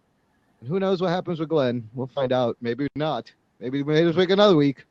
It was something that Rugboy said that I wanted to comment on, and I think it was a drawback from last week's episode. You really didn't get a sense of time of how long would pass between Morgan getting there and Morgan leaving, because it made it feel like a week later he learned Aikido and he was just this badass overnight. Yeah. You know, it didn't make it seem like he was there for weeks or months or anything else, and I think they kind of fell short on that. Well, how long was the time between when Rick runs into Morgan when he's all crazy to now? How long is that time? They were still at the prison when they ran into Morgan when he was crazy. I don't know how much time has passed in this show altogether since the beginning. Has it been like 2 years? With Terminus is when he became the expert. So it didn't seem like it was that much time. I would think you need a few months to fucking be all badass with the bow staff there. You know, at least. But Rugboy, you're right. Well, I didn't really feel that their relationship grew to that level either. That's why it felt rushed, Like, I think. that's why I think that was the problem. It's like, all right, if you show like the passage of time and you show like even something different, like he has got a beard all of a sudden or something, you know, like just something to show the passage of time. That would have made sense too. And maybe they act differently towards each other. Like there was a reverence, but there was still like a anti-personal. Like I didn't feel like they would have a brotherhood. Yeah, you know? There was a little glance when he was reading that book, and like he looked up and smiled at him. Like they were trying to show that like he's learning and they're bonding, but I think they could have showed all that in 60 minutes. I don't know if it needed to be 90 minutes. Yeah, exactly. Well, if they would have showed the passage of time, then it would have made sense that it was a hour and a half long. Because you would have been able to show more. Like you showed the beard, you could show how they were against each other, but then they start coming together slowly, and then at the end of it, almost like you said, a brotherhood.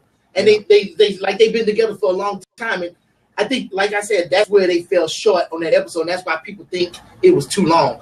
The guy playing Morgan said something interesting on the Talking Dead episode afterwards. They shot episodes 1, 2, 3, 6, 7, 8, and then nobody knew this episode. They went back and shot this episode, and so he has done stuff already later without knowing what his training origin episode was going to be. No, he said nobody else read the script until we were ready to shoot, so he had to act in the future episodes without any knowledge of what his story was. That this was worth keeping a secret, like that he met a guy and that the guy made him see the light of day. I mean, isn't that the I don't obvious think thing? it's a secret. It's part of his journey, and they're just trying to establish him as I think he's the hope guy. He's like Herschel. He takes Herschel's place. Yeah, but did they need to really keep it all secret? I mean, from the rest of the cast. I don't know why they kept it secret from the rest of the cast. They kept it secret from everyone. Like only the scriptwriter knew for a long time, and I don't know why. Yeah, it seems like a weird thing, but yeah. But out of order from it. Why would you do that? For us, we would have got the same thing out of it. It doesn't matter. Yeah, it doesn't matter. Why would they do that? I don't know. Unless they try to keep the cast not knowing how Morgan. I mean, he has to tell them how he got all this. Tell them the story, and I think it seems like the only person he told this story to is that wolf guy. So watching back, the cast they're learning this for the first time after having interacted with him in future episodes. Why would you do that, though? What is the point of that? I don't know. Maybe just so that, like you said, the cast doesn't treat him a certain way. I don't know. Well, I guess it makes it more believable if they don't know. They really don't know, and they're like, we don't know what you've been through. Yeah. And they put that into the show. You know, they don't know, so they don't have to act like I don't know what happened with Morgan. So it just comes out more natural, and I think that's kind of cool too. Yeah. It reminds me of the Blair Witch Project because they were out there and they had no clue, and it kind of showed on film. Even though everybody's like, "Oh, I know the ending, and it's not real." yeah, motherfucker. But if you didn't know, and you watched that movie, you would have thought the shit was real because the reactions when old girl was in the camera and she was all close like this, and she was like, "Woo!" Yeah. That was real motherfucking tears. It's like in the movie Alien, the first Alien movie. Do you know that scene where the chest jumper first pops out? Right. They didn't tell any of the cast what they were gonna do, and so they immediately just squirt blood into people's face, and so those reactions are like 100% sincere because they had no idea that was gonna happen. What? You don't believe that? Blood bukkake. Blood bukkake. That's good. Squirted in their face. It was all over their chest and face, and so I love when people do that. Also, the other story I heard was the at the end of Die Hard. I think I might have said this on the show. The end of Die Hard when Hans Gruber falls to his death. Right. While they were dropping him, they said we're gonna count to 3 and drop you. They dropped him on 2.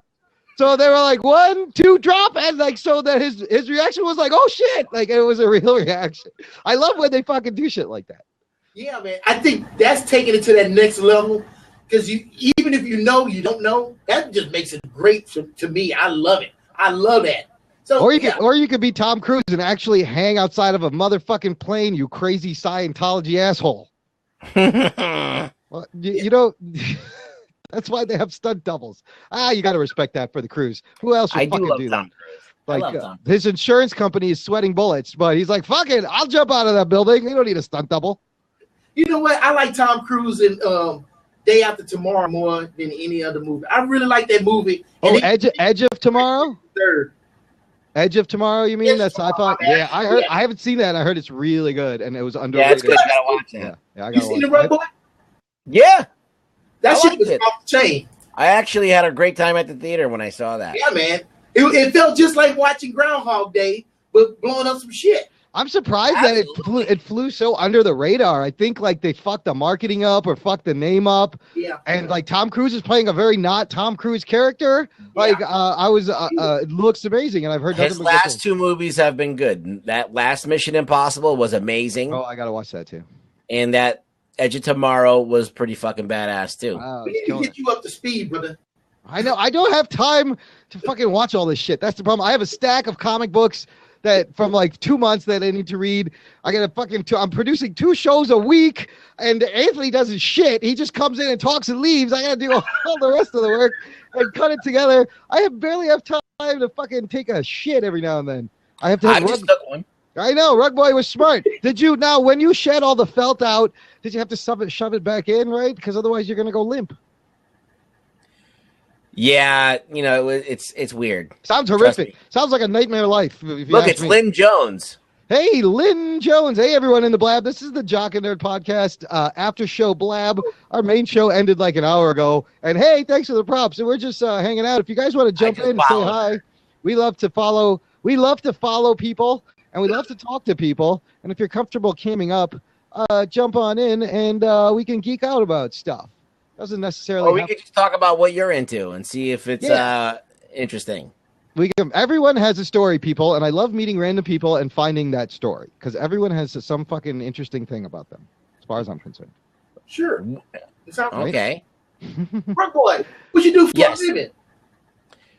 I'm homeless. Really? It looks like Well, I'll be right back. You guys talk. Oh, you're gonna shit now. Okay, this is Imran Shipbreak. All right, now let me explain myself. See, I've said this multiple times on the podcast, but I'm guessing you only know the Blab. So yeah, I will. So basically, being a felty, being a puppet, no one's gonna hire me for a job. I walk into the interview, they're like, "No, we can't do business with you, sir." So I have a tough time getting a job. So I pretty much rely on the kindness of others. So basically, I go by my mom's house every once in a while if I need food or something. Sometimes I raid a dumpster, or I know guys that own places that give me food. Sometimes I get money for jobs, like I walk people's dogs sometimes, or I house sit. That's my main job. Is like I do a lot of house sitting. So right now, this basement that I'm in there is a woman that I know that has dogs, and she works very late hours, and I'm here watching the dogs. and then that's what I do. So you So watching the dogs right now? Well, no, they're upstairs. I'm in the basement. Okay. Wait a minute. Hold on, Rugboy. I got some questions about your story. So your mom so what does your mom do? My mom's an old lady. She's retired. So she retired. So what did she do to retire from? Oh, she was just like a factory worker. So like back in the day, like she used to like work at like a shitty job. Back like, when they had factories in this country still. Yeah. So is your mama felty? No. Oh. My mother is a regular human being. I was a regular human being. At one point. Tell him the story. I gotta tell him the story again. Yeah, he didn't hear I should put it in my bio. You should. Okay. I tell you what. You tell me the story of how you became a felty, and I'll tell you the story of how I got burnt. How about that? Oh, okay. I'll tell you the story about how I was born a brown boy and grew up to be a white man. This is all true. Yeah. Okay, you go first, Bugs. Basically, my mom was in Romania on a trip, sightseeing, and she's into ghosts and shit. So she went to go see a psychic, a medium, and it was a gypsy lady. What size was the medium? She was an extra large medium. There we go. Oh, shit. There it is. She was in Romania, and she went to go see this gypsy, and the gypsy had a puppet. Okay. And it was like a marionette. And my mom thought it was cute and tried to play with it, but it bit her. All right. And then when she basically it was a curse.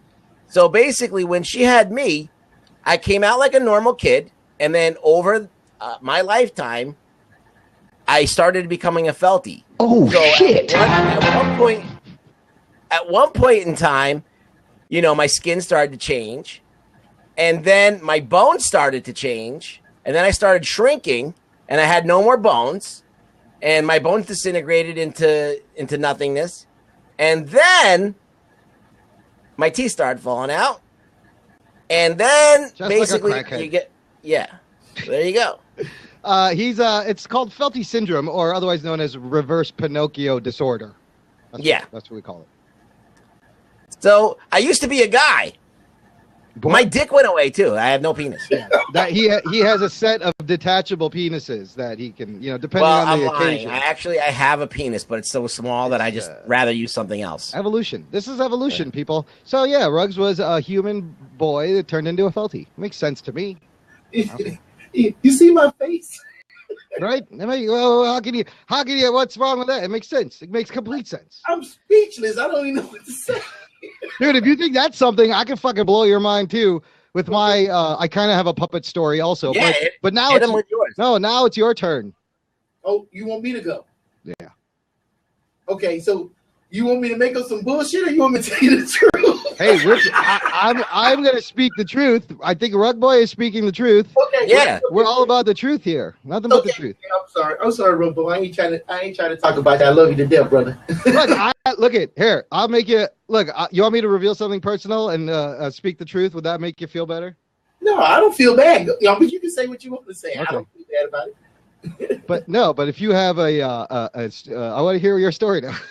Okay, well, I'll tell you my story. So okay, it was back in 1990, February 27th. It was a Wednesday. It was raining in Beaumont, Texas, and I was staying with this woman. And that particular day, my job let me off early, so I called and said, "Hey, I'm coming home early." They let me off. She said, "All right." So I drove straight home, and when I got there, she started giving me mad shit, talking about I was messing around on her and I was at somebody else's house and I was with my ex-girlfriend. I'm like, man, it ain't even like that. I don't even, I'm too young to even know how to cheat, let alone cheat. So I'm like, you already know how far away I stay from work. You know it takes me 15 minutes. It took me exactly 15 minutes from the time I called you to the time I got here. You look at the caller ID. You can see that I called you from work. I'm like, what else proof do I need, So this particular day, I was winning the argument. And that was the first time I won an argument. And so she couldn't say anything. She had no rebuttal. And that's when I went stupid and lost all the sense in my head. And I started gloating. I'm like, that's right, woman. Some things gonna change around here. I'm tired of you always accusing me of stuff, and you ain't got nothing to say, and blah, blah, blah, blah, blah. And I'm running off at the mouth, having diarrhea of the mouth. And she wasn't liking that. And I didn't see the signs that she wasn't liking it. I didn't see the eye twitching. I didn't see the tight lips, you know. And she when I walked in, she was getting ready to cook some fried pork chops. So she had some grease on the stove. And it was already boiling hot. Oh, and no. so we sat there and argued for about, 30, 45 minutes. And that grease was steadily boiling on the pot, in the skillet. So she was getting ready to go into the kitchen and turn the grease off. And I was standing in the doorway of the kitchen. So let me see if I can do it. So I was standing in the doorway just like this. And she was like, move out my way. I said, you can go under me. So she went under me. And that was my last mistake. Oh, shit. I got all cocky. I was like, that's right. That's right. And I turned around and then bam, I caught it right in the chest. Oh, shit. Whole skillet full of grease. Holy shit. I said 3 things at that point. And all 3 of those things were exactly the same.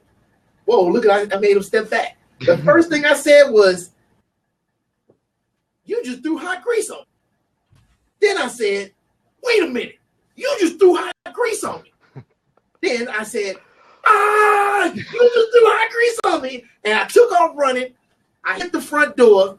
We had like 3 deadbolts, 2 chains on the door, and even the door handle had a lock on it, right? Oh, Jesus. So somehow, some way, I just swiped my hand and all that shit came undone. I run outside, it's raining, and I start doing circles in the middle of the street in the rain, talking about, this bitch just burnt the shit out of me. She burnt the shit out of me. So I did 3 circles and then took off down the street because I remembered 8 blocks away was a hospital. Oh, fuck. And I took off running. By the time she caught up with me in the car, I had made it 7 blocks. Damn! All I had was a major intersection to cross, and I think I would have just leapt over it and made it. But she pulls up. She said, fool, get in the car. I said, bitch, you just burnt the shit out of me. And then I start thinking about it. I'm like, I got to cross that intersection. Let me get in the car. So I get in the car, and I'm just on fire. As soon as she pulled up to the emergency room, I took her running out the car. Wow! I hit that emergency room, and then I swear, I'm not lying. I'm telling you the truth. Rugboy, I wouldn't lie to you. You my boy, Blue. The nurse said, as soon as I walked in the door, somebody got some fried chicken? Oh, like, shit. That's me. No fucking way, dude. That, I lied to you not. So we know a Wow. here's what we learned, listeners. A burnt up fried smells like fried chicken. That's what we learned. smelled like fried chicken, boy, like KFC up in there. And I got in there. They put me on the table. Thank goodness I didn't have to wait. Thank goodness they didn't have no Obamacare back then because I probably would have been filling out forms forever. I was on the table and they was putting cold rags and ice on me because I was burning up from head to toe. However, my body wasn't on fire. It was cold as shit. So I'm sitting up there, teeth chattering. I've never heard nothing like that. I thought that was only in cartoons. Let me tell you, your teeth really sound like that when they chatter. That's shocking. Holy shit. Shaking, freezing. So they wrapped me up in bandages and that Silverdine stuff. And I didn't have nowhere to go because I ruined my relationship with my mother, messing around with her.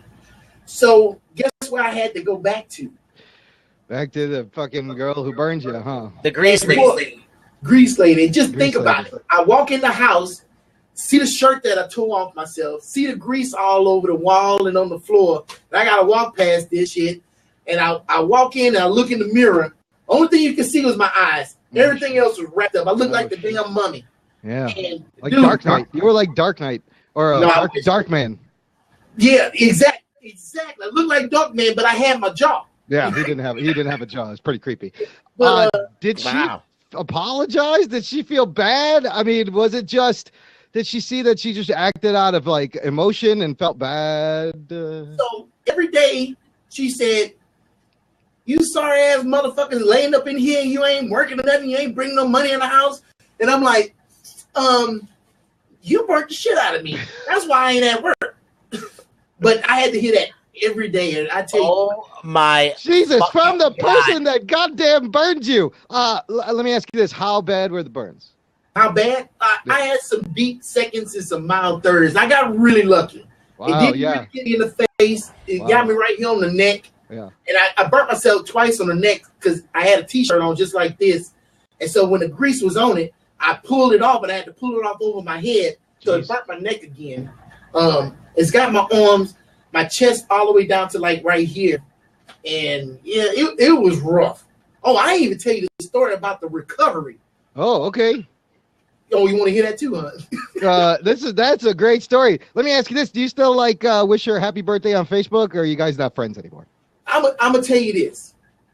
I hated the hell out that woman for a long time, but I was also going through a lot of shit at that time, and I didn't have nothing going right. I couldn't keep a job. I couldn't stay in a relationship because I held on to all this resentment to this woman. So one day I just called and I said, look, I forgive you. I don't hate you no more. Wow. I'm letting this go. Wow. And as soon as I did that, my life turned around and got better. So man, don't hold on to that darkness. Let that shit go so you can move on with your life and get yourself together. It eats away at you, doesn't it? Yes, it did. Because one time, here's a funny story. She came over to my apartment one day, and I had my current girlfriend at the house. Oh, boy. And she just showed up out the blue, barged into the house, plopped her ass down on the sofa, and she was just going to sit there, and she didn't give a shit. And I would have started cooking some fried chicken. Well, it's funny you would say that, Rugboy. I would get the grease right out. Just start cooking. So I told her, okay, have a seat. Get comfortable. I went into the kitchen. I got the grease, put it in the skillet, turned it on. I said, have a seat. Would you like a drink? It's going to take a few minutes for this grease to heat up. And she got up and got the hell up out of there. Because you know what? That day, I would have threw it on her. What did she want? Huh? What did she want? Why did she show up?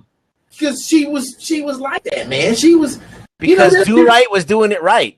Well, yeah, she missed that do right. Dude, she missed that do right. That's all. That should tell you something. Listen, when a woman wants you, likes you enough to throw grease at you, you got something special there. Do right.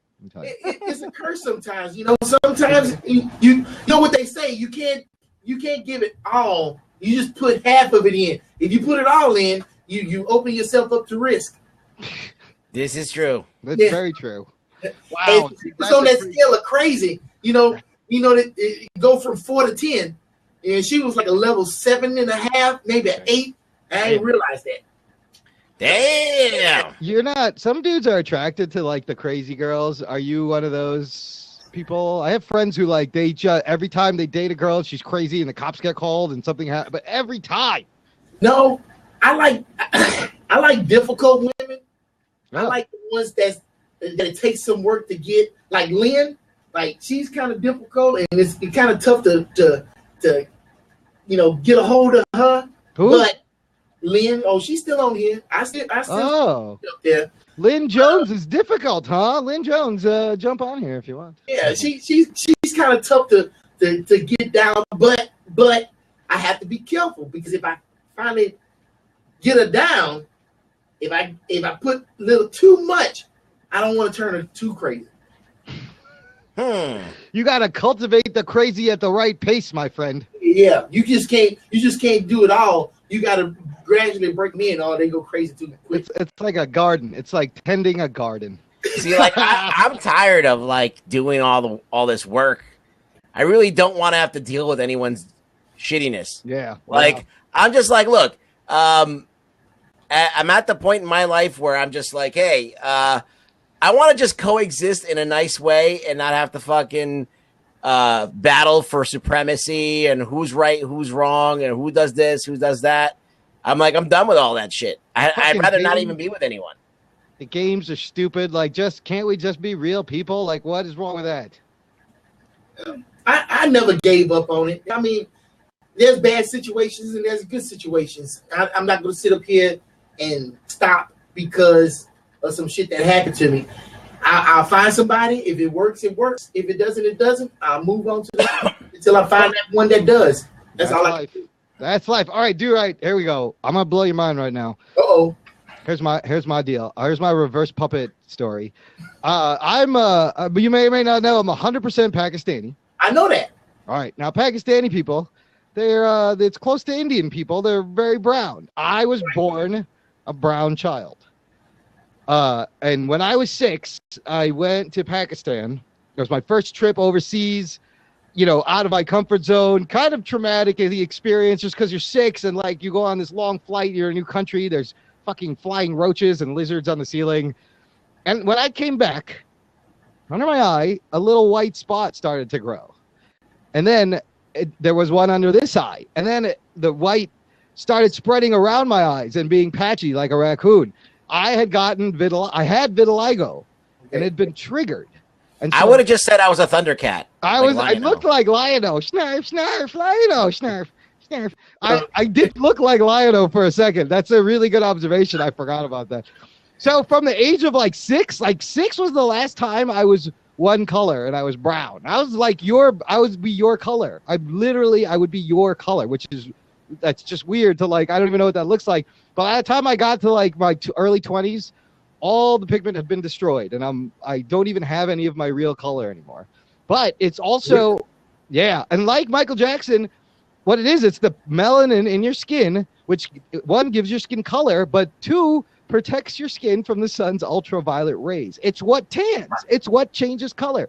I don't tan. A fucking light bulb will give me a sunburn. I like the darkness. I don't like, and so Michael, he carried that umbrella around, and it was largely for that. But now, what's happening now, see, this beard is stripy, and everybody thinks I'm doing this. This is now a second layer of, see this right here? Yeah. So this is a second layer of vitiligo penetrating the hair follicles, and it's growing like this naturally. I didn't do any of this. My hair might all go white, like there's white in my eyebrows. It's really weird. But I feel like I have a superpower, because I'll tell you what, that day, September 11th, 2001, I was like, oh, I think I know why I changed colors. Because the next day, everyone was like, oh, Pakistani, Muslim, terrorists, get them. There was hate things. They were attacking Sikh people, which is the most stupid thing because they're not even the right fucking race or religion that people were. And I'm like, oh, maybe this is why I was supposed to turn white. But that's what I think. But I can go into shops where there's a Paki dude and he's speaking his native language, and I understand everything he's saying, and he has no idea that I know what he's saying. It is so bad that I'll call an Uber and my fucking relative will come and pick it up. The stereotypes are true about Pakis people. They all drive cabs or they own a Dunkin' Donuts. But so basically that's my puppet story. Similar to Rugboy, I was born brown and went through a thing that was very visual. It wasn't like a physical handicap, but it was a mind fuck, let me tell you what, because kids can be shitty, and they're going to come up with all sorts of names, and then you just get used to it. And I said, I think I'm glad I have it, because if I didn't, I would be an asshole right now. I'd be a completely, I wouldn't be here. I wouldn't be doing this. Be a giant dickhead. I'd be a dick. I wouldn't have met the people I met, because it made me understand and be tolerant and understand what it's like to be a little bit different. And so there's my fucking Felty story. We learned a lot today. Yeah, I mean, this has been a good little experience right here. That was 3 amazing stories of all true, even Rugboys. It's verified. Oh, 123 Honey says all of you have great stories. Thanks. I want to know her story. Yeah, that's what. Like I said, everyone has a story, and I can get it out of people. You just got to cam up, and we'll find out your story. You may not even know that you have a great story, but do right shit, dude. Your story was awesome and crazy. I got plenty of them. Boy, I just scraped the top of the iceberg. I hadn't even told you all of it. Shit, I'd love to hear some fucking military stories too, or some fucking crazy shit. I don't even know if you could talk about that shit. You want to hear some military stories? Yeah, maybe. Okay. You should check out Sea Stories with Mr. Do-Right. See how we segue into that, people? That's called professional podcasting. That's right, baby. Everyone in the you have any more questions for me, Do-Right? You were fascinated. Well, I'm fascinated regardless, and I learn more just observing and listening to you than trying to ask you questions. You know what I'm saying? I mean, I got you. I like how you think, and you say some stuff, and then I start thinking about like, that's interesting, and then I'm like, well, you Rugboy, blah blah blah, and you're like, well, blah blah blah, and I'm like, that's pretty good. So yeah, I learned more about you just talking with you and listening to you. Like we were out earlier today when y'all was on the show, and I was chiming in. Yeah. Different comments. And I'm sorry I was bugging y'all, man. No, we love it. We love it. We get excited when you fucking come in, and here's the thing though, we have the most profound felty anywhere. That's the beauty of Rugboy. He'll say some fucking racy shit, and then he'll have the most profound observation, and you're like, fuck, I never thought about that. And that's what makes him special. It's weird because in my brain, it makes so much sense, but when I say it, it doesn't make any sense. Man, I get that too. I think it and start blending it up, but then it comes out and it's like nasty. It's like, what happened? Yeah. I have trouble articulating myself. There's a disconnect there somewhere, but I wouldn't have it any other way. That's where things get interesting. Like one side is ice cream, the other side is anchovies. It's like, where did I fucking did? You gotta. Wow, he knows me. Anchovies. That's exactly what's in his head right now. I don't know how you do that. Like, his head is filled with ice cream and anchovies because it keeps it cold and salty at the same time. And Rugboy loves savory and sweet things, so it just works out. How did you? That's a great. I can't even think of the word. Analogy. An analogy. Yes. Analogy. I'm just glad it's not ice cream and semen because that would really be bad. Whoa, that's a good topping. He says sweet and savory. From what I hear, the other one is salty. So it's good for your hair. It's got protein. I don't know. I don't know anything about this. When I complete, I just shoot out yarn. It's like a silly string. Shit. It's like a silly string. It's like a silly string. Imagine. Yeah. You ever see those sprays that they do? They decorate the cars with. No, you know those cans of string? I should get one and just do. When you get excited, Russ, you should get one. And when you get excited, it just shoots out from underneath you. Holy! Oh my God! Hilarious! Why did we think of this before? Well, I just thought of it now. That is genius. It's perfect. Join us on the next Jock and Nerd Blab, listener. You're going to see Rugboy get excited and shoot all over the camera. Rugboy Bukkake session. Rugboy Bukkake live on Blab. And maybe we start a Spreecast show over there just to check out the Spreecast. Oh my! Are you aware? It will really be a Spreecast. Oh yeah, we'll put Rugboy all over the place. Rugboy puts the spree in Spreecast. Oh, shit. It's gonna be a skeet cast. Skeet, everybody. Oh, skeet. Hey, do people still say skeet? Is that still a thing? They will now. I think we're gonna bring back skeet. I think we should bring it back. Yeah. Oh my goodness. The fuck are we talking about? I love Do Right so much, dude. Anytime, you're welcome. Anytime, you bring so much levity and great observation that we make you laugh. I love when you make you laugh. Man, all right, well, kid. What's that? He's 11 o'clock here.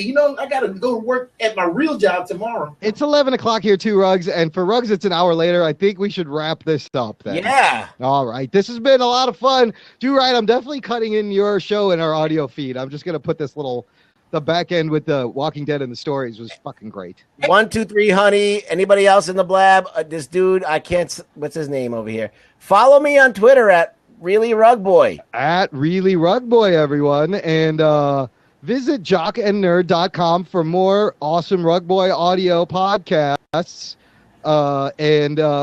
If you listen to podcasts already, just search the Jock and Nerd podcast. You're going to get Rugboy right in your pocket right as soon as it comes out. It's great. We do these weekly. We'll be back next week talking about next week's comic book TV shows, and we'll open it up and do a post show, and that's our Jock and Nerd Blab, man. Check out Do Right on C Stories, Mr. Do Right, and follow Rugboy at Really Rugboy. He might jump into an impromptu blab if you follow him. You never know. Okay, bye. Bye, everyone. Thanks for hanging out. See you later. Bye, Do Right. You're the man. Later, man.